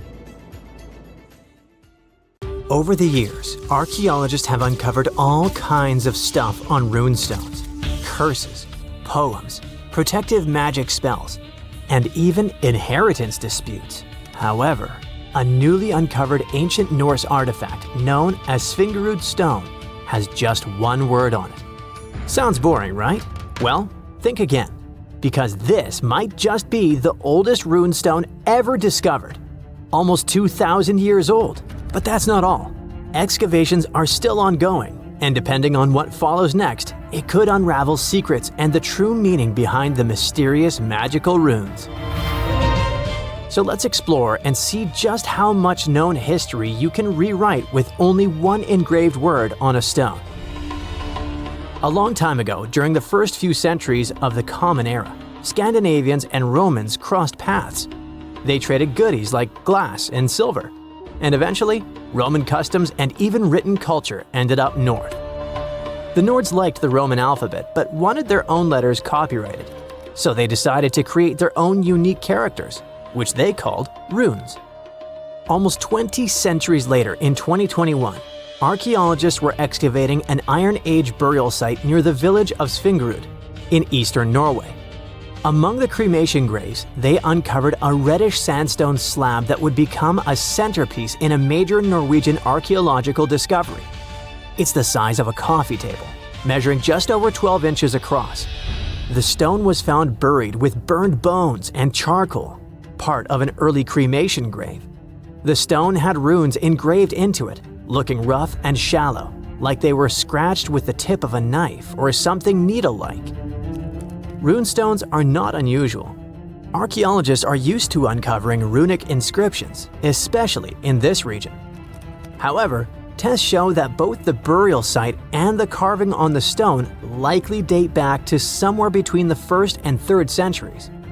That places it deep in pre-Viking history, centuries before the Viking Age officially began around 800 CE.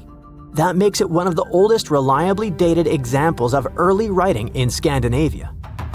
When you look at these carvings, they either look like magical symbols made to call on Nordic deities to help you, or like random scratches made by an angry man hitting a stone with something sharp. But these are real letters, crude but intentional. It's an ancient writing system used by Germanic tribes across Northern Europe. They were engraved into wood, bone, or stone. Their shapes are straight, angular lines because curves were tough to carve with the tools they had back then. When they met with the Roman Empire, rather than just borrowing Latin letters, the Germanic tribes took the idea of writing and carved out their own version. The original alphabet was called Elder Futhark. It had 24 letters. We can find them on artifacts dating from around the 2nd to the 8th century CE. Its name comes from its first 6 letters: F, U, Th, A, R, and K. Each rune probably had a name that matched the sound it made. For example, the rune that sounds like A was called Anzus. However, nobody from back then left us a memo explaining the names. In fact, the knowledge of how to read them was forgotten until 1865, when Norwegian linguist Sophus Bugge deciphered them by comparing clues. He examined later rune alphabets and ancient poems that reference the runes, like a detective sketching a suspect from scattered witness clues. For many runes, especially the oldest ones in the Elder Futhark, the meaning is still open to interpretation. They weren't common knowledge, which is reflected by the fact that only some 350 surviving inscriptions remain. This changed eventually when the Scandinavian language evolved from Proto-Norse into Old Norse, spoken by mighty Vikings. The Elder Futhark was reduced from 24 to 16 runes to reflect the changes in the language, thus becoming the Younger Futhark, which was far better spread. Runes weren't really used to write books or keep daily records. Instead, you'd find them carved on gravestones, weapons, and various tools. It's believed that people used runes to show ownership, honor loved ones who had passed away, leave short messages, or sometimes for protection or magic. In the early days, some runes probably had special spiritual or ritual meanings too. One interesting fact about runestones specifically is that they were often used for self-promotion or boasting, like an ancient social media status or a tweet posted on a wall, or better said, a stone. One such example of a runestone from the 11th century where a man named Vigmund had it carved for himself, calling himself the cleverest of men. He even added that he was a ship captain, and yes, he made sure everyone knew that while he was alive. In the Old Norse poem Havamal, Odin says he hung on the world tree for 9 nights, pierced by a spear, to gain knowledge of the runes. This goes to show just how powerful and mystical those symbols were perceived to be. It's fitting that the word rune comes from a Proto-Germanic word which can be translated as secret or whisper. There's a common saying about power being in words, and for the old Germanic tribes, that power felt like actual magic. It's also why it's important to know when this magic came to be. And the Svingerud runestone tells us that. But it's not just when it was written. it's also what's written on it, where and why. The location where the Svingerud stone was discovered is already a significant archaeological site. It's famous for its incredible discoveries, including the remarkable Geirmundur helmet, the only Viking helmet ever found in Norway. The stone was placed in a cremation pit, alongside the remains of an adult and a few personal items. Thanks to charcoal and bone samples, researchers can figure out how old the runestone is by using a method called radiocarbon dating. The Svingerud stone isn't the first ancient Norse artifact with runes that archaeologists have discovered, not even close. People carved runes into all sorts of everyday objects like combs, jewelry, and knives long ago. Some of those might even be just as old. Other finds have runes, but they're often broken, loose, or don't have clear dating. However, with radiocarbon dating, scientists have confirmed that the Svingerud stone is really the oldest runestone ever found. The writing on it suggests that it was part of a ritual and might have even been a message to the deceased. The inscription isn't long. It's just one word, Idiburg. No one knows exactly what it means. The clearest part says Idibera, and most researchers agree it's probably a name. Maybe Idibera in a genitive form, meaning of Idibera or belonging to Idibera. So this could be the name of the person buried there or someone being honored. There's a decent chance it's a female name, possibly making this the earliest known female rune inscriber in history. But researchers now believe that the Svingerud runestone is a part of a bigger monument. They found more than a dozen sandstone pieces scattered across several graves at the site, and when they assembled them in the lab, they fit together like a puzzle. This suggests they all came from one single upright stone.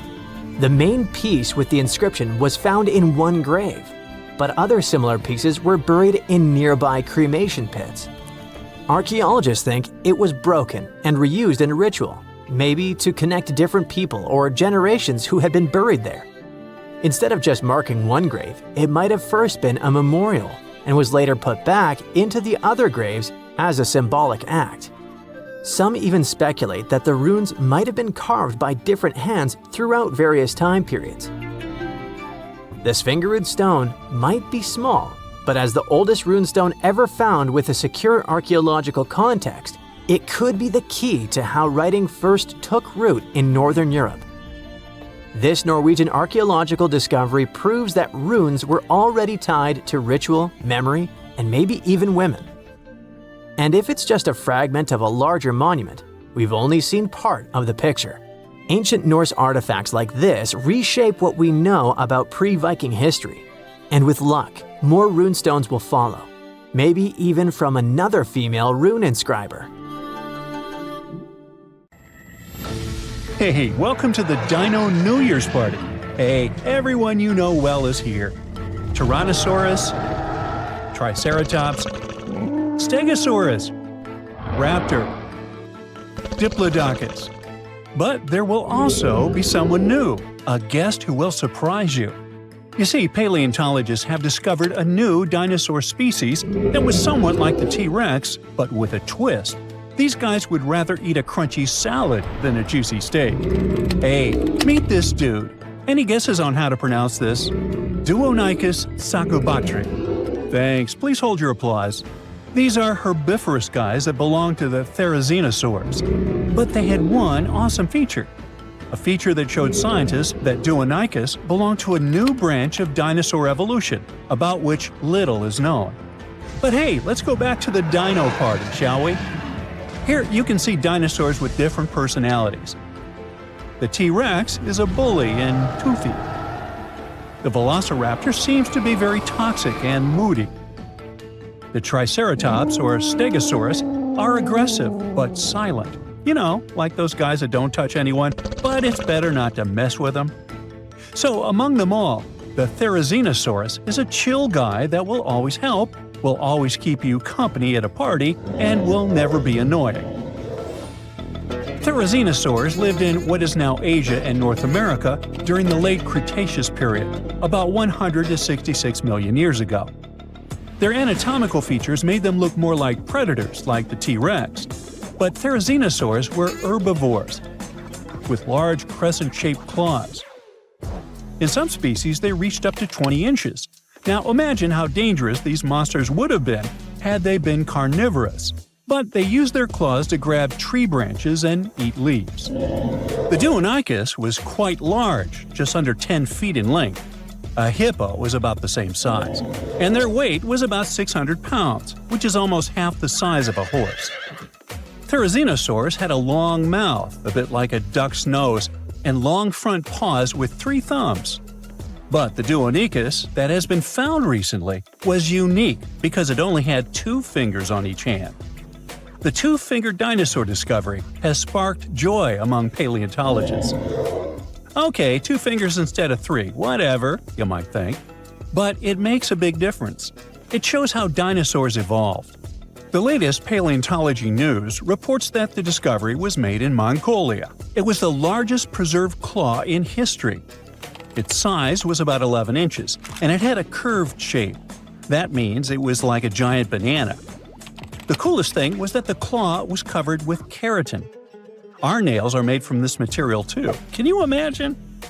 Large lizards that lived tens of millions of years ago had claws with the same composition as our nails. Nature is amazing, isn't it? Do you know this crazy theory that the T-Rex evolved into a chicken and the Velociraptor into an ostrich? There must have been tons of evolutionary changes. But the 2-fingered dinosaur discovery offers us a more understandable and more detailed explanation of how dinosaurs evolved. Therizinosaurs had 3 clawed fingers on each paw, but why did nature get rid of one of them? Scientists believe that it was practical. It's possible that a paw with 2 fingers was much stronger and more flexible than a paw with 3. This way, dinosaurs could grab vegetation and branches, like chameleons do. Scientists have also suggested that the 2-fingered long paw helped the dinosaur defend itself, care for its mates, and even play. It's hard to imagine what they could be playing at. Maybe they did high fives or high twos. It would be cool if they had used those paw pliers not only for taking food, but for fighting off predators. And speaking of predators, the T-Rex had a similar front paw structure, but its small paws were useless. It would be cool if the Deinonychus could box with them or climb trees. Yes, it was an herbivore, but that doesn't mean that other bad dinosaurs could bully it. Let's just think that the Deinonychus was kind of weak and formidable to the strong. That's why it would be the most welcome guest at the dinosaur party. But the strangest guest at this party would be the Dinochirus, named Terrible Hands. The case of the Deinonychus shows how dinosaurs evolved from having 3-fingered paws to being 2-fingered. The Dinochirus shows that ancient lizards could evolve into a horse or something else. It sounds weird, but let's get to know this guy better. In 1965, the arms, hands, and shoulder girdle of an unknown dinosaur was discovered in the Gobi Desert in Mongolia. When paleontologists put the bones together, they got 2 long, creepy arms. For many years, those arms remained in the museum without a body. It looked funny and a little scary. Each arm was about 8 feet long. This is more than the tallest basketball players. Paleontologists were trying to find other dinosaur body parts in the Gobi Desert, but their attempts were unsuccessful. The Dinochirus became one of the most famous mysteries in paleontology. How big was the owner of such arms? What did it eat? How did it live? This remained unknown until 2014. According to the latest paleontology news about this lizard, a group of scientists from the Korea Institute of Geoscience and Mineral Resources has discovered other well-preserved remains of the Dinochirus. With their help, paleontologists have managed to recreate the lizard's appearance. And that breakthrough has turned out to be much cooler than the 2-fingered dinosaur discovery. Are you ready? The Dinochirus was colossal, rather slow, with a horse-like head and a spine that formed something like a hump. It looks super weird, even for a science fiction movie. This new dinosaur species belonged to Ornithomimosauria, an ostrich-like species, agile and fast-moving. But not the Dinochirus. Instead of speed and agility, The dinosaur had a large size. It was 36 feet long and weighed 13,200 pounds, which is almost the weight of an adult elephant and the length of half a metro wagon. Despite its size, the Dinosaurus was quite harmless. Its long muzzle looked like that of a duck or a horse. It also had no teeth. So for tyrannosaurs and other predatory giants, it was an easy lunch. And this is not just a guess. Scientists found bite marks on the discovered skeletons of this dinosaur. It seems this poor big dude met some really bad and hungry guys. But what was lunch to this strange lizard itself? It ate almost everything: soft plants, algae, small vertebrates, and fish. It sucked food from the bottom of lakes and rivers with its beak and tongue and swallowed stones to help grind the food. Those stones crushed the pieces of food and thus helped the stomach to digest stuff more easily. The dinosaur used its terrible hands to dig and pick up food from trees in the ground. But the strangest part of its body was its back and tail. The bones at the end of its tail were joined into a single structure called a pygostyle. This thing supports the feathers of modern birds. Now, it's possible that the Dinosaurus waved its tail like a fan, and its back had thick bone spikes that stuck up from its spine. Considering that those bones were covered with skin, the whole strange skeleton structure looked like a sail. You know how dinosaurs evolved to have such a strange shape and probably ask yourself, hey, what's the point? Well, scientists believe that the ligaments coming out of the spine help support the dinosaur's heavy belly and legs. To better understand how that could work, imagine cable-stayed bridges. Long vertical beams have many cables that hold the roadway. Similar, the Dinosaurus spikes and ligaments help to hold the dinosaur's weight. Now, back at our dino party, it would be a shy, tall dude who accidentally drops a drinking glass and makes you feel awkward. It's lonely. It dreams of finding friends. And it will surely find them. A diplodocus would make a great buddy. A herbivorous dinosaur with 2 fingers that looks like a predator and a horse-like giant with 2 long arms show us how diverse dinosaur evolution can be. T-Rex, Velociraptor, Diplodocus, and others are the superstars of the ancient world. It would be cool if paleontologists could discover new dinosaur species that would remove the old guard from their pedestal of fame. Would you like to see a movie starring the Dinosaurus and the Duonicus? Hey, I would. Wow! Scientists have found a lost city beneath Egypt's pyramids. And it's incredibly large, bigger than the biggest target you can imagine. Underground chambers, passageways, and vertical structures. Scientists have no idea what purposes they serve. But let's start from the very beginning. Italian and Scottish scientists studying the Pyramid of Khafra discovered something that looked like secret tunnels under 3 pyramids. This find might change what we know about ancient Egypt. The expedition, called the Khafra Project, was led by Corrado Malunga from Pisa, Italy, and Filippo Biondi from the University of Strathclyde, Scotland. Their mission was to focus on exploring Khafra's pyramid, the second largest on the Giza plateau. Scientists uncovered a massive structure beneath the Pyramid of Khafra. Could it be an ancient Egyptian underground city?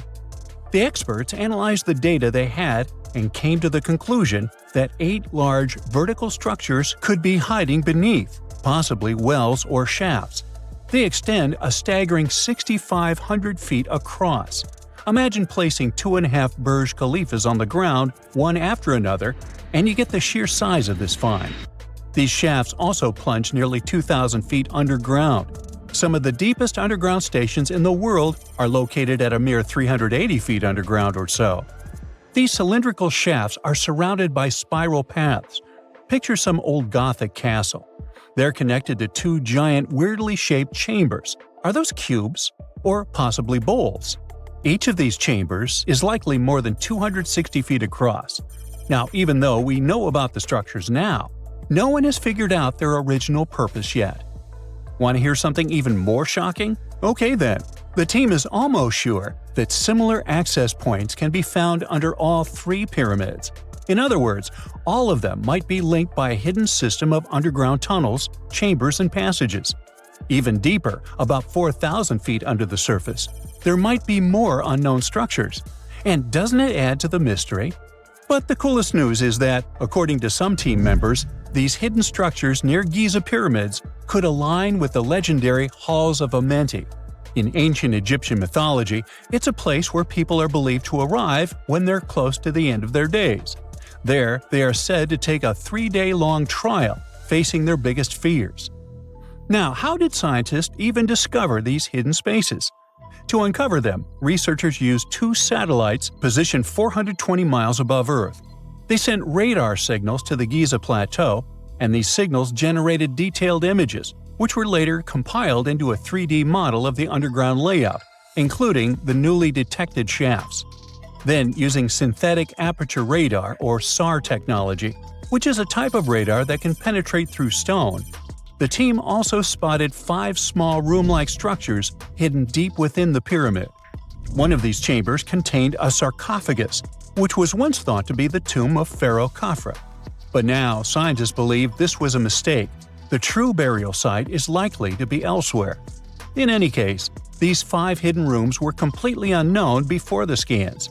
They seem to be arranged in the center of the pyramid and are linked to underground pathways leading somewhere below the structure. There's an opinion that these tunnels could lead to more hidden chambers and wells. Some of them might be around 4,500 years old. Wow! What if they help us solve ancient civilization mysteries? Preliminary data suggests that all this underground space can be much more than a few empty chambers. There might be many more hidden structures near the Giza pyramids. How come? Well, the thing is, the structure appears to include hollowed-out sections with spiral pathways leading even deeper underground. Refining the images hinting at this could reveal an extensive subterranean network. It might be a whole city hidden under the surface. Now, despite the excitement surrounding these findings, there are also a lot of people who don't believe in the existence of the underground city. They're skeptical about the archaeological discovery in Egypt due to the lack of peer-reviewed verification. That's why several archaeologists and radar experts have challenged the validity of the claims. They've explained that the technology used to make the discovery may not be advanced enough to produce such detailed underground imagery. According to them, the 5 smaller chambers found near the surface could be natural formations, since the area had had sacred significance long before the construction of the pyramids.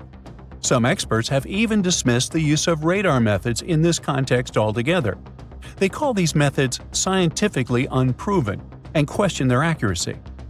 The discovery has also reignited discussions about ancient Egyptian myths and the possibility of hidden texts lying somewhere beneath the Giza pyramids. The layout of the newly detected underground chambers shares similarities with mythological accounts of the Hall of Records, a rumored chamber that could preserve early Egyptian wisdom. If confirmed, these findings could significantly reshape the understanding of Egypt's sacred topography. Plus, this lost city beneath Egypt's pyramid could become physical evidence of previously unknown underground structures. That's why the Khafre project is super eager to begin excavating to confirm their findings. But getting approval from Egyptian authorities is a challenging process. The discoveries still need to undergo peer review before they are accepted by the academic community. By the way, this recent archaeological discovery in Egypt comes on the heels of another discovery involving a weird structure beneath the Royal Giza Cemetery, which researchers believe is unnatural in origin. Archaeologists used remote sensing techniques and uncovered a mysterious L-shaped structure underground in the Western Cemetery of Giza. This area is known to house burials of royal family members and high-ranking officials. Many of the tombs in the cemetery have above-ground mastabas, rectangular stone or mud brick structures with flat roofs. But there is an area in the center of the cemetery where there are no above-ground structures. To investigate this unexplored region, the team used electrical resistive tomography and ground-penetrating radar. ERT works by sending electrical currents into the ground and measuring the resistance to detect remains. As for GPR, it sends radar into the ground and maps the structures based on the radar's return. the team found an anomaly about 6.5 feet beneath the surface. It appeared to be an L-shaped structure measuring at least 33 feet in length. The readings suggested that the structure had been backfilled with sand after its construction. This made the team hypothesize that it could be a mix of sand and gravel, or possibly an air void. This anomaly was classified as a highly resistive structure, which meant it didn't occur naturally. Motoyuki Sato, the study's lead author and professor at Tohoku University in Japan, claims that the structure is not a natural formation due to its sharp shape. Another weird thing about ancient Egyptian pyramids is that historians have long believed that they were built primarily for royals and high-status individuals who had the wealth and power to create such massive structures. However, new research from the archaeological site of Tombos in modern-day Sudan challenges this assumption. The thing is, Tombos' pyramid may have served as burial sites for low-status workers as well as elites. The hard-working members of ancient communities may have found their last resting place in some of the most visible monuments, including the pyramids. Located along the Nile River in the ancient region of Nubia, Tombos became part of Egypt after its conquest of the area around 1400 BCE. That's when Egypt established the site to strengthen its colonial control. Workers at Tombos built pyramids, but those were much more modest than the famous pyramids of Giza. The research team reanalyzed 110 human skeletons from Tombos, originally studied in 2012. In particular, they examined the entheses, the areas where tendons and ligaments attach to bones. Such an analysis can give us insights into the amount of physical labor a person performed. When someone does hard labor, their bones often develop distinct crests and ridges at these attachment points due to the stress on the tendons and ligaments. And while some skeletons showed little change in their entheses, suggesting they belonged to individuals from the upper classes, others showed more serious changes. It means they belong to lower-class workers. This finding can totally challenge our earlier understanding of pyramid burials, especially the idea that only elites were buried in the pyramids, because the pyramids themselves were designed for the elite. This recent research may prove that lower-class workers may have found their final resting place in these monumental structures too. Whoa! It's a huge flying island right above your head. In the era of AI, you may think it's nothing but a neural network video, but let me tell you that first, it's very much real. Two, if you want, you can as well visit it. It may even hold the key to the El Dorado secret. This place is called Roraima, and it's actually not an island at all. It's a mountain. Due to a number of factors, we get this vision of an island floating somewhere above us. But it's all about the flat top this mountain has. There's no standard peak, so it looks flat and the thick clouds get blended into the skies, thus creating this optical illusion. Despite the advancements in satellite technology and affordable air travel, there are still few places on Earth that feel truly uncharted. Like Mount Roraima is one of them. It's been around for almost 2 billion years, and it's one of the oldest formations on our planet. For comparison, dinosaurs appeared somewhere around 240 million years ago. Some scientists believe that this area used to be a part of the supercontinent called Gondwanaland.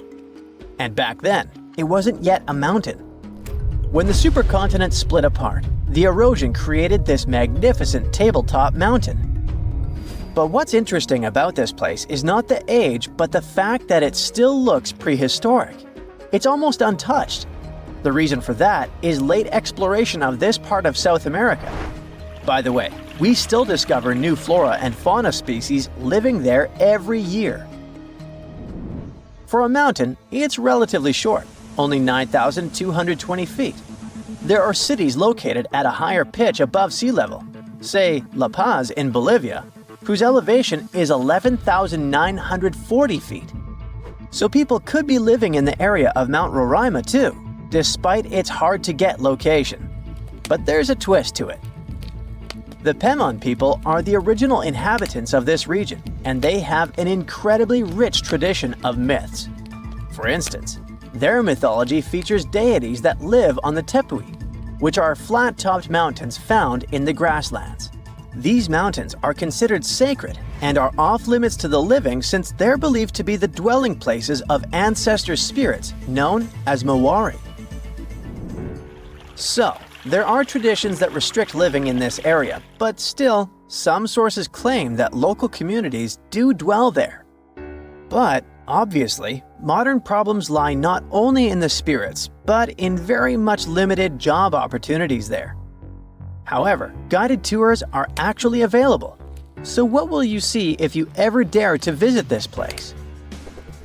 At the base of the mountain lies an evergreen rainforest featuring trees that range in height from 82 to 150 feet, with some specimens reaching up to 200 feet. Some of them are endemic for sure, meaning that it's the only place in the world where you can find them. Like, you can find orchids as large as a medium-sized tree.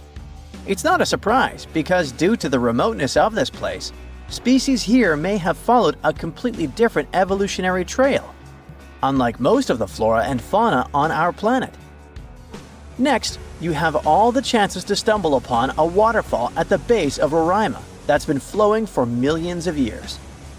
Fun fact, there are no rivers on Roraima summit, but the rainfall seeping through the porous rocks create this incredible view. All combined together make it look like some lost world, right? By the way, Sir Arthur Conan Doyle was inspired by Tepui, these tabletop mountains, when he was writing his The Lost World novel. Yep, it's not only Sherlock he was famous for.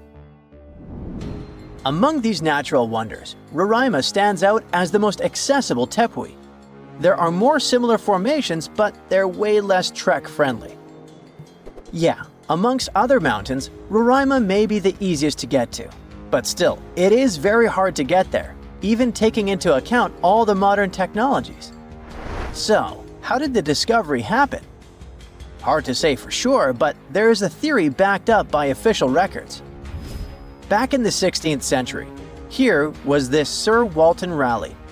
Look at his fancy collar and mustache. He was one of the most important people during the Elizabethan period. In 1594, he got to know about a great golden city near the Caroni River. That idea stuck in his mind. Maybe it was something like a get-rich-quick scheme for him. Anyways, 1 year later, he went to explore what is now Guyana and eastern Venezuela, and he described precisely Mount Roraima. On March 22, 1595, an English fleet led by Walter Raleigh showed up off the coast of Trinidad. Raleigh tried to make nice with the Spanish settlers there by trading and even inviting them aboard his ships for some entertainment. After a few drinks, the Spaniards opened up about a person having some particular activities in Guyana, sharing insights about the land's geography and the treasures they believed were hidden inland. Fast forward to April 7th, Raleigh pulled off a surprise attack on the town of San Jose and managed to capture this very person. After squeezing him for information, Raleigh declared his own plan to head into Guyana on a quest for the legendary Golden City. Since his ships couldn't navigate the narrow channels of the Orinoco Delta, Raleigh had his carpenters modify one of them, likely a galleass, to only draw 5 feet of water. This ship could carry 60 men, while another 40 were split among smaller boats. Progress was slow as they navigated through the delta, getting lost in what Raleigh described as a labyrinth of rivers. Eventually, they made their way to the Caño Manamo, and then into the main Orinoco River. A bit further upstream, where the Orinoco meets the Caroni, Raleigh encountered a native chief named Topiawari, and they hit it off. Topiawari revealed that his people had been pushed out of inland Guyana by a fierce tribe from the west. This fed into the prevailing belief, shared by both the Spanish and Raleigh, that El Dorado was home to runaway Incas from Peru. Topiawari also mentioned that the invading tribe was rich in gold, claiming that their nearest town, just a 4-day trek south, was the source of gold plates that were being traded far and wide. But he hinted that even finer treasures lay deeper in the land. Raleigh then made his way to the mouth of the Caroni, but strong currents halted any further progress. He sent out 2 scouting groups on land, while he led a third one. They unearthed a few shiny stones that they eagerly dug out of the ground, but most turned out to be worthless. They learned that a massive lake about 40 miles wide lay at the head of the Caroni, filled with alluvial gold. However, with no way to move forward and the Orinoco's waters rising, Raleigh had to call off the expedition, hoping to come back when conditions were better. It wasn't until 1616, over 20 years later, that Raleigh got the go-ahead from James I for a second try in Guyana. He assured the king he could retrieve a lot of gold from a mine near the Caroni that he had heard about on his earlier trip. James specifically ordered him not to clash with the Spanish, who were still controlling the Orinoco area. When Raleigh arrived in South America, he stayed on the ship while sending Lawrence Kemmys and a team to look for the mine. For reasons that remain unclear, Kemmys ended up attacking and capturing the Spanish town of Santo Tomé, resulting in the demise of Raleigh's son Wat during the skirmish. Unable to find the mine, the crew returned to the ship, and facing Raleigh's anger, Kemmys took his own life. Back in England, Raleigh was put on trial for allegedly lying about the mine and trying to provoke a conflict with Spain, which ultimately led to his execution. Or maybe those were the Maori spirits who didn't appreciate the intrusion. Stonehenge is famous, but it isn't the oldest UK monument of its kind in England. That title belongs to Flagstones, a site that predates Stonehenge by about 200 years. In fact, it's possible that whoever built Stonehenge might have been copycats, or perhaps, as some prefer, inspired by flagstones. Let's start unraveling the mystery of flagstones by looking at its exact age. To crack this ancient puzzle, scientists turned to a powerful technique: radiocarbon dating prehistoric monuments. This method works on organic materials like wood, bone, or charcoal that are up to about 60,000 years old. Each of these materials contains something called carbon-14. When an organism passes away, its carbon-14 starts to break down at a predictable rate. By measuring how much is left, scientists can estimate the age of these ancient objects. The method is really impressive, so it doesn't come as a surprise that the inventor of this method was awarded the Nobel Prize. Radiocarbon dating has revealed that people built flagstones around 3200 BCE, making it older than even the earliest parts of Stonehenge. But the mystery of flagstones is just beginning to unfold. Flagstones is located in Dorset, in southwest England, about 37 miles away from Stonehenge. It was discovered in the 1980s when workers were building a new road. Archaeologists dug up a huge circular ditch about 330 feet wide, made with overlapping pits. Inside the pits, they found the remains of at least 7 people, a cremated adult, 3 young individuals, and 3 other adults whose bodies were partly cremated. This shows that people could have used the site as an ancient cremation burial site. Flagstones is basically a big, ancient circle that popped up right where early farming communities were spending their time. If you went there today, you wouldn't see any obvious walls or banks, but if you look inside the pits that make up the circle, you'll find chalk rubble from both sides. That's a clue that when people dug these pits, they used the dirt and chalk they took out to build up banks both inside and outside the circle. This special spot sits right in the middle of a whole bunch of other really old monuments and sites, which were built over thousands of years during the Neolithic and Bronze Ages. Experts have figured out the ages of some of these nearby places really well. For example, the ditch at Maiden Castle dates back to around 3600 BCE, and the Big Henge at Mount Pleasant was built around 2600 BCE. Today, half of Flagstones is under that road, and the other half is under an old historic house looked after by the National Trust. You can find objects from the site at the Dorset Museum. Because flagstones and early Stonehenge look so similar, with round enclosures, pits, and cremated burials, scientists used to think they appeared at the same time. But thanks to radiocarbon dating, we now know Flagstones, this ancient cremation burial site, is the earliest big circular monument ever found in Britain. To figure out how old the site really is, researchers tested things like human bones, red deer antlers, and charcoal found there. One of the most puzzling discoveries was a young man who was buried under a huge sarsen stone in the middle of the circle. Someone left him there about 1,000 years after people used the site for the first time. This find just added to the mystery of flagstones. You're probably wondering about the flagstones versus Stonehenge comparison. Well, the latter is a mystery on its own, a big old circle of giant stones in the south of England. Those who made it didn't write anything down, so we don't know exactly what they were thinking. One old tale says that King Arthur's wizard, Merlin, used magic to move the stones from Ireland, where giants had put them together. Another story says that people from Denmark built it. Today, some people think extraterrestrial visitors made it. A man named John Aubrey started studying Stonehenge in the 1660s. He thought the Celts had built it for their priests, called Druids, but that turned out to be wrong.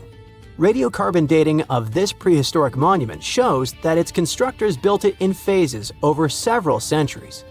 The construction started around 3100 BCE and continued till around 1600 BCE. First, about 5,000 years ago, it was just a round ditch in the ground. Then people added wooden posts. Around 2600 BCE, they brought big blue stones from Wales. Later, they added sarsens, even bigger stones, each weighing as much as 5 elephants. They moved those stones from 19 miles away and placed them in a big circle with 5 tall stone arches shaped like a horseshoe. Experts think building Stonehenge took more than 20 million hours of hard work.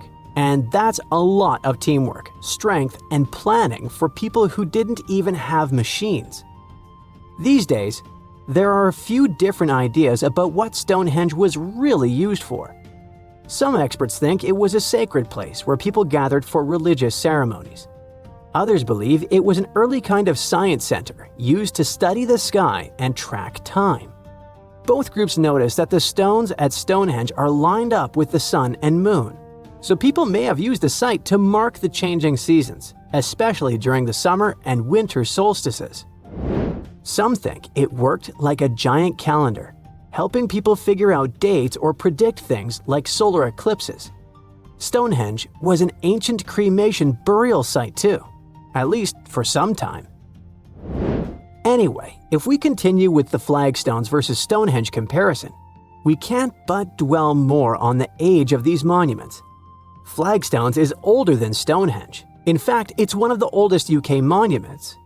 It's really special because it's the most ancient big round enclosure ever found in Britain. According to the newest studies, its age is about 5,200 years old. After it was built, more and more round monuments started popping up in other places too. Before its construction, most ancient monuments were long and straight, like rectangular barrows or burial mounds, or long ditches called cursus monuments. Some had even more random shapes, but the Flagstones monument shows a big change. People were starting to build in circles instead. Some experts think this idea of circular monuments might have come from Ireland, where people were already burying cremated bodies in round tombs. On the other hand, even though Flagstones has turned out to be older than Stonehenge, the new findings suggest that Stonehenge might need to be redated. Some of the objects found at Stonehenge, like animal bones, are actually older than the main structure itself. For example, near the entrances to Stonehenge, archaeologists found deer bones and cattle skulls that date to around 3,200 BCE. Experts used to think that people kept those bones for a long time before burying them. But it's possible there was an early version of Stonehenge made from overlapping pits that existed before the big circular ditch was built around 2,900 BCE. Now, could Flagstones and Stonehenge have been part of a bigger shared tradition? Could there have been other ancient cremation burial sites in the UK? After all, these constructions aren't the only round prehistoric monuments in Britain. In Wales, there's a similar site called Flagstones, which also looks like a circular burial place. Such a way of burying the deceased might have been a common custom across the UK because you can see similar structures in Eastern Ireland. In the Boyne Valley, for example, there are ancient places like the Mound of the Hostages that people used in the same way. Now, researchers want to do more digging in Ireland to see if some of those monuments were built before 3200 BCE. If they're even older than flagstones, they might help explain where the idea of building round burial sites started and why people across Britain and Ireland were building them. The more we learn, the better we'll understand what these sites were really for and how the people back then might have shared beliefs and traditions across the sea. Hopefully, one day, we'll figure out the mystery of flagstones, one of the oldest monuments in the UK. We all grew up believing that Stonehenge is the world's most ancient observatory, but now it has some serious competition for the title. Nabta Playa was built more than 2,000 miles away in southern Egypt and thousands of years before Stonehenge and even the pyramids of Giza. In 1973, a Bedouin guide stumbled upon a strange group of huge stone formations while crossing the Sahara Desert. He led American archaeologist Fred Wendorf to the site, located about 60 miles from the Nile. Wendorf's friend and colleague claims the team found the stones while stopping for a bathroom break in the desert. Either way, what they found changed history. At first, Wendorf thought the stone structures were just natural formations, but then it hit him. This area was once a lake, meaning no natural rocks should even be there. He kept coming back to the site for decades, and by the early 1990s, his team finally uncovered a circle of stones that seemed to line up with the stars in a way no one could explain.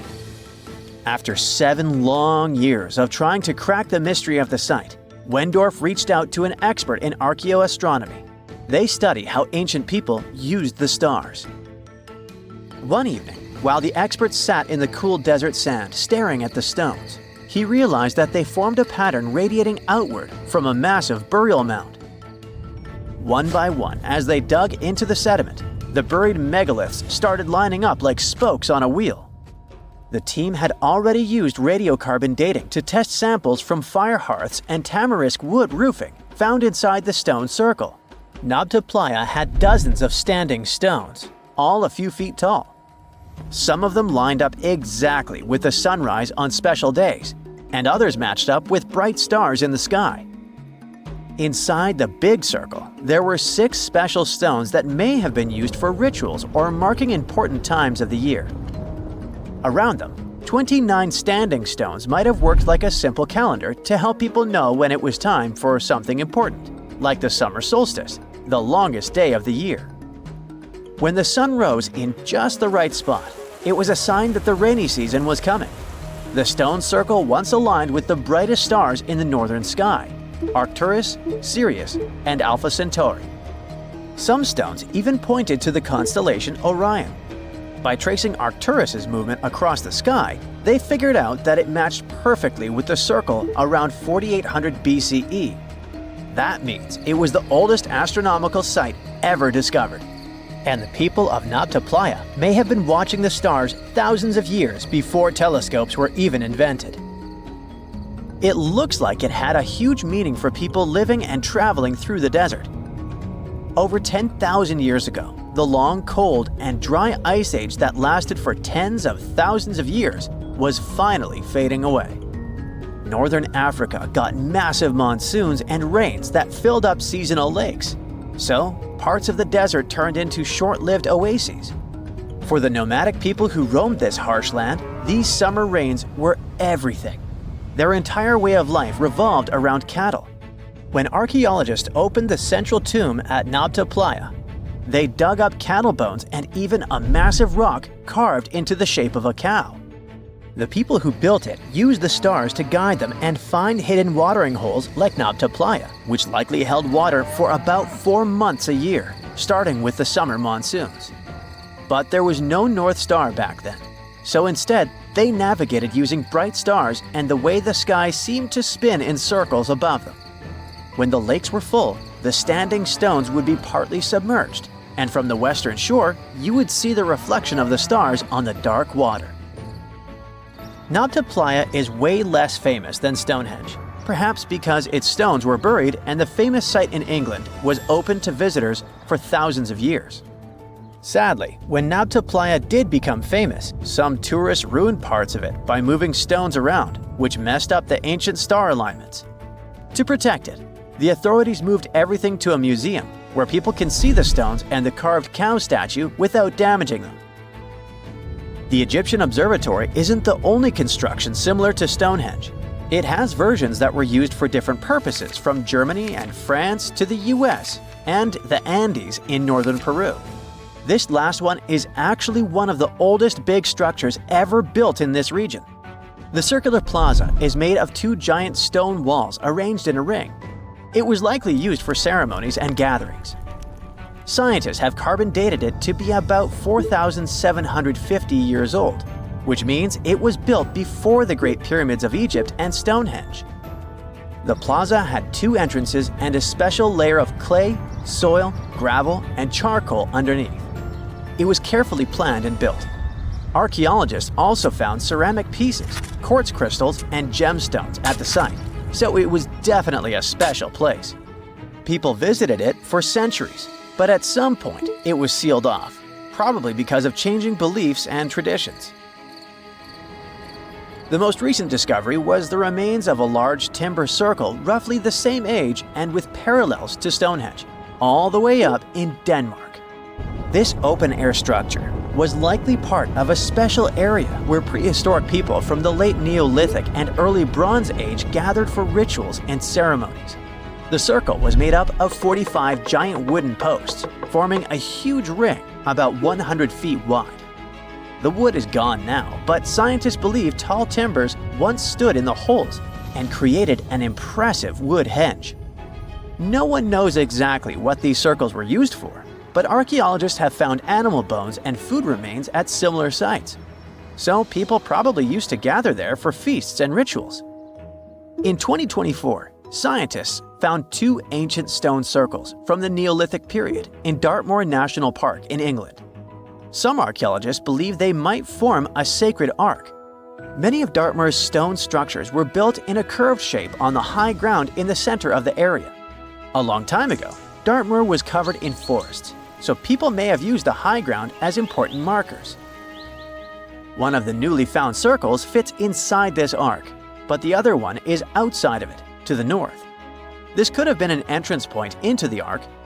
There's also a raised bank of earth near the stones, which looks similar to other famous Neolithic sites, like the Ring of Brodgar in Scotland and Stonehenge itself. This means the people who built these circles may have visited Stonehenge or been inspired by it. Archaeologists in Oman found ancient stone monuments called tralith, which got the nickname Arabian Stonehenge. They were finished about 2,000 years ago, but no one knows for sure who built them or why. Scientists also found stone hand axes that are incredibly old, between 300,000 and 1.3 million years old, from the time when the first humans left Africa. At another site in central Oman, archaeologists discovered a Neolithic tomb from around 5,000 to 4,600 BCE. There are 2 chambers with the bones of dozens of people inside beneath a giant megalithic structure. Nearby, they also discovered rock carvings that were made by people who lived in the area. And then there is another Stonehenge look-alike, this time in Saudi Arabia, that was used as an apartment complex thousands of years ago. Archaeologists discovered a total of 345 stone circles by looking at aerial photos of a lava field. Each circle is between 13 to 26 feet and has at least one large standing stone in the middle. These structures still have remains of stone walls and doorways. Stone circles like Stonehenge are often linked to ceremonies and rituals, but scientists say that many early houses were actually built in round shapes, and rectangular homes only became common much later in history. In 2021, while drilling about 11 feet beneath the surface of permafrost in northeastern Siberia, researchers uncovered a 24,000-year-old frozen life form. And then, they brought it to life. Before cloning it, or better said, it cloned itself. This might sound like the beginning of a sinister horror story, but don't worry, it's actually quite the opposite. What scientists unearthed was a microscopic frozen organism that could fundamentally reshape what we think about evolution and survival. The uncovered tiny creatures are called bdelloid rotifers, microscopic animals with little wheel-like mouths that they use both for moving and feeding. They were first discovered in 1696 and are fairly common in freshwater environments around the world, with a few saltwater species. They might seem unremarkable, but scientists have been studying them since early microscopes made it possible to actually see them. Because even though there are only a few dozen microns wide, they're surprisingly complex, with brains, guts, muscles, and reproductive systems. Could it be that within that complexity lies the secret to ultimate resilience, maybe even for us humans? Let's break it down. These creatures are extremophiles. That means they can survive being completely drained of water at any point in their life cycle, then lie dormant until rehydrated. But that's not all. They can also persevere through some of the harshest conditions on Earth, or in outer space, or even being stuck in the Siberian permafrost wasteland for tens of thousands of years.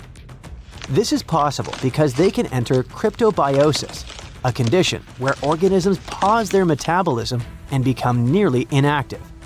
It may sound sciencey, but actually, some of the everyday products we eat are stored in a fridge thanks to this phenomenon. Take yeast, for example. Live yeast cells are surrounded by a protective layer made of dead cells and some nutrients. You can keep yeast at room temperature, but if cryptobiosis comes into play, in the form of your fridge or freezer, it stores much better and longer.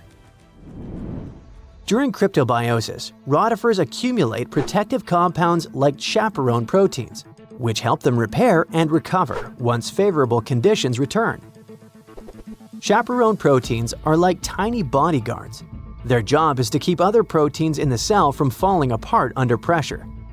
When the body is stressed, whether from heat, cold, toxins, dehydration, or just the natural aging process, the proteins inside our cells can start to misfold.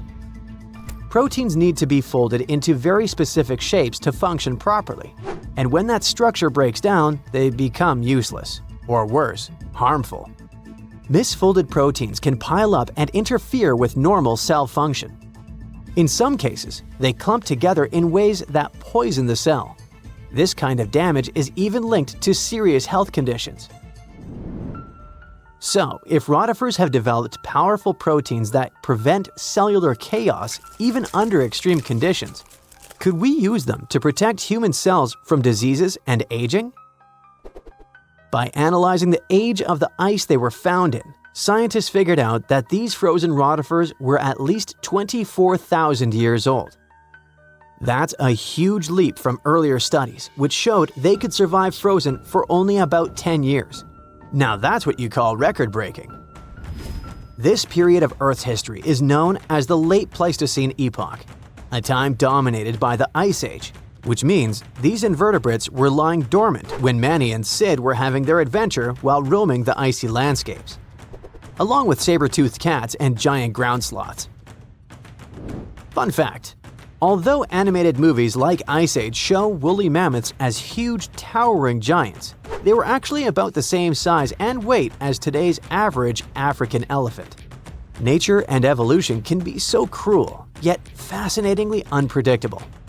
Massive, menacing beasts that came from the Ice Age couldn't survive it, yet something tiny and weird, like a bdelloid, could. But regarding our unfrozen creature, after the soil thawed, the organism didn't just begin moving again, it also started reproducing.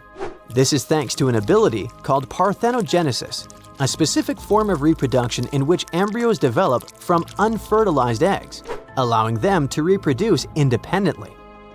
It really is like cloning, but it happens naturally. Many organisms, such as certain insects, reptiles, and even some birds, are capable of parthenogenesis, at least under specific conditions. For example, in honeybees, males develop from unfertilized eggs through parthenogenesis, making them genetic copies of their mother. However, parthenogenesis is often seen as an evolutionary disadvantage because it limits genetic diversity, meaning that most species that reproduce this way eventually face extinction. Despite this, bdelloid rotifers have diversified into over 450 distinct species over millions of years, which is extremely rare. Scientists believe their survival comes down to a few evolutionary adaptations. They can pause their metabolism through cryptobiosis, repair their DNA with specialized proteins, and even borrow useful genes from other organisms using a process called horizontal gene transfer. Unlike most animals which rely solely on inherited DNA, these organisms can steal genetic material from bacteria, fungi, and even plants, splicing foreign genes into their genome to gain new survival traits. Some studies have shown that up to 10% of their active genome comes from foreign DNA. This could explain their extraordinary resilience. They borrow genes for stress resistance, toxin breakdown, or radiation repair, essentially patching and upgrading their DNA in real time. It's not like the Mind Flayer from Stranger Things, where the creature absorbs another organism to improve itself and grow. It's more like a spy stealing a blueprint from a rival lab to learn its secrets. When cells rupture, for example, when bacteria die nearby, bdelloids scoop up loose DNA fragments and integrate them into their own genome. Interestingly, the usual expected lifespan of bdelloid rotifers under normal circumstances is only 2 weeks. The soil sample that contained these rotifers also held nematodes, or roundworms, another group of tiny survivors already known to withstand tens of thousands of years icebound. This isn't just limited to microscopic animals. Researchers have successfully regrown Antarctic moss and entire Cambrian plants from seeds and samples frozen for hundreds or even thousands of years. In 2016, a team of Japanese scientists brought tardigrades, or simply water bears, back to life after 30 years in cryptobiosis. Tardigrades are even more impressive because they can live in a suspended state for up to 30 years, without food or water, and with temperature swings from deep freeze to 300 degrees Fahrenheit. These guys can also endure crushing deep-sea pressures, vacuum, microgravity, and intense radiation of space. Remember when we said earlier that these species can survive the harshest conditions on Earth and beyond? It wasn't an exaggeration, and now you understand why. And it's exactly why NASA and its partners sent water bears and bdelloid rotifers into orbit. They've even been aboard the ISS, helping scientists understand how these animals handle microgravity, radiation, and stress. Not only that, but in 2007, the European Space Agency launched a bunch of tardigrades into low Earth orbit, completely exposed. No suit, no shield, floating in a vacuum. They were blasted by cosmic radiation, UV light 1,000 times stronger than what hits Earth's surface, and temperatures near absolute zero. And when they came back, most of them woke up and reproduced despite the harsh conditions they were exposed to. This ties into an old theory called panspermia, the idea that life didn't originate on Earth but arrived here, locked in space dust or trapped inside a meteorite. Before, maybe it sounded like a fringe science, but when organisms can brush off cosmic radiation, then it doesn't seem so far-fetched, does it? What about humans? Does this mean we now fully understand the way hibernation works and are close to putting humans in this state? Sorry for spoiling it for you, but it still feels more like science fiction. However, researching rotifers, water bears, and similar organisms can lead to massive breakthroughs in other fields. Their resilience might be a blueprint for medicine, for reshaping what it means to age. maybe even to pause life itself, or extend it.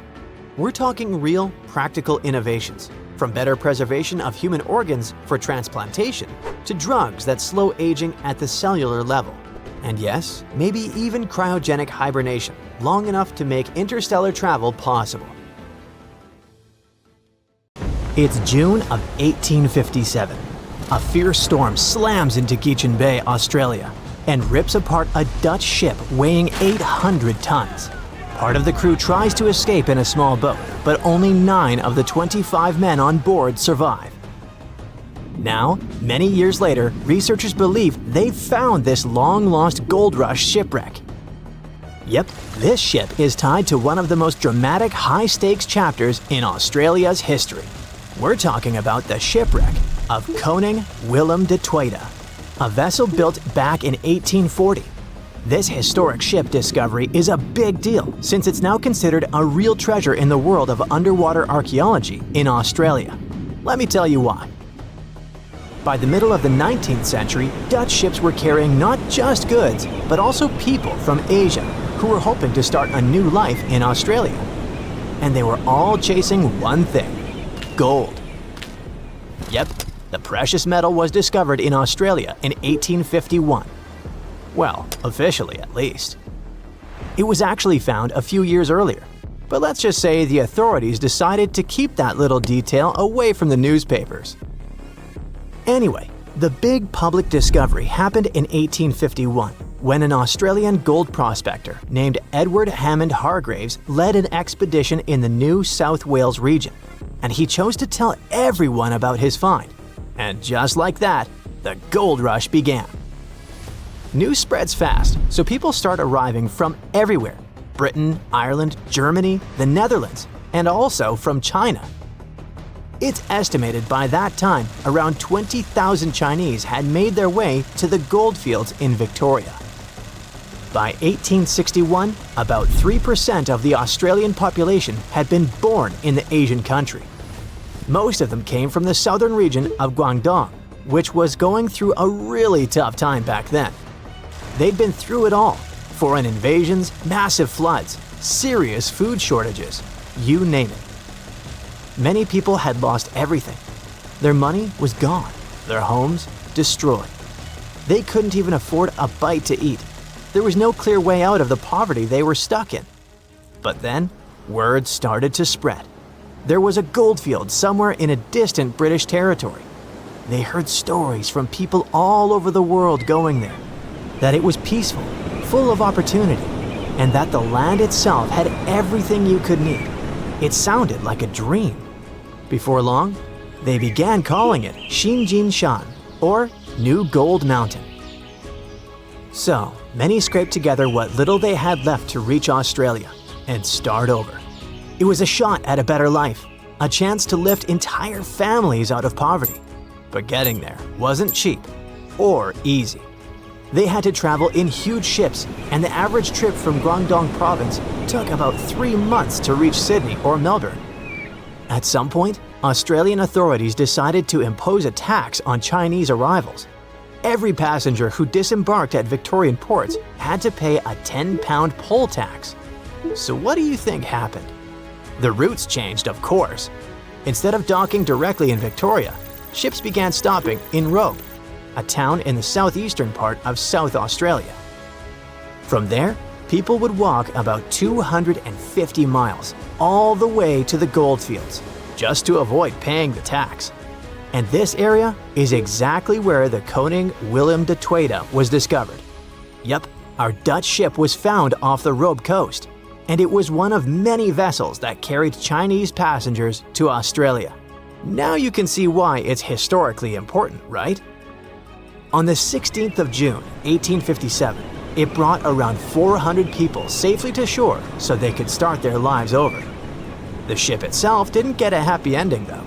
After dropping them off, it was supposed to continue its journey, but then a storm rolled in. So the ship had to drop anchor and wait it out in Giza Bay. The weather kept getting worse. The anchor began to drag, and by the 13th of June, it was completely lost. The captain, called Hendrik Giza, had to act fast. He made the call to beach the ship in hopes of saving both the vessel and his crew. But there was a problem. The ship ran aground on Long Beach, about 3 miles east of Robe, and it started breaking apart quickly in the rough seas. The rest of the story is tragic. 16 sailors drowned when one of the ship's small boats turned upside down. Only 9 men made it out alive. Captain Geisen stayed aboard the wreck. He eventually reached the shore by clinging to a cask. Thankfully, people who were on the beach managed to pull him out of the sea using a rope. A few months later, things from the wreck were sold to a local man in Robe named Jacob Chambers for £225, which was a pretty big amount of money back then. And that's because people were able to save a good amount of stuff from the wreck, like the bell, some doors, and wooden planks from the hull. Those doors and some of the timbers were later used to build the Caledonian Inn, a historic 2-story stone hotel that went up in 1859. As for the bell, it was supposedly used at Robe Primary School for over 100 years, but researchers aren't so sure about that part. What we do know is that most of the ship's remains were still missing, until now. After 3 years of hard work, a team affiliated with the Australian National Maritime Museum believes they have finally found the Koning Willem de Tweede. The project kicked off in April of 2022, and its main goal has been to search for, locate, and carry out an archaeological survey of the shipwreck's remains. To do that, they mainly used 2 tools: underwater metal detectors and a marine magnetometer, a device that detects changes in the magnetic field of the seafloor. Soon, this technology started picking up a bunch of anomalies in the area where the shipwreck was believed to be. And by anomalies, I mean weird signals. Clues that something might be buried under the seabed, probably hidden under layers of sand or mud. They believe those signals were coming from the iron parts of the ship's windlass. That's a big winch at the front of the ship used to pull up the anchors. Some of those pieces were sticking up slightly from the seabed, along with a partially exposed iron frame. They also spotted a well-preserved wooden plank underneath the windlass, which suggests that more of the ship's hull is still down there, just buried under the sand. So why do they feel confident that this wreck is the Koning Willem de Tweede? Well, basically for 3 reasons. First, the location. The spot where they picked up those signals lines up with historical accounts of where the ship went down. And it just so happens to be the only known shipwreck in that part of Long Beach. Second, the size. The cluster of magnetic signals roughly matches the ship's documented length, which is about 140 feet. Third and last reason, they found pieces of Chinese pottery from the 1800s right on the beach next to the site. When you put all those facts together, it basically screams Koning Willem de Tweede. That's why the team feels so confident they've finally discovered this historic ship. But even though they have good reasons to believe it, more research still needs to be done, so they're planning future visits to the site to keep monitoring things. The goal is to check the ship's condition and look for more parts of the hull or artifacts that might get uncovered as the seabed shifts over time. Let's hope they get lucky next time around. That's it for today. So hey, if you pacified your curiosity, then give the video a like and share it with your friends. Or if you want more, just click on these videos and stay on the bright side.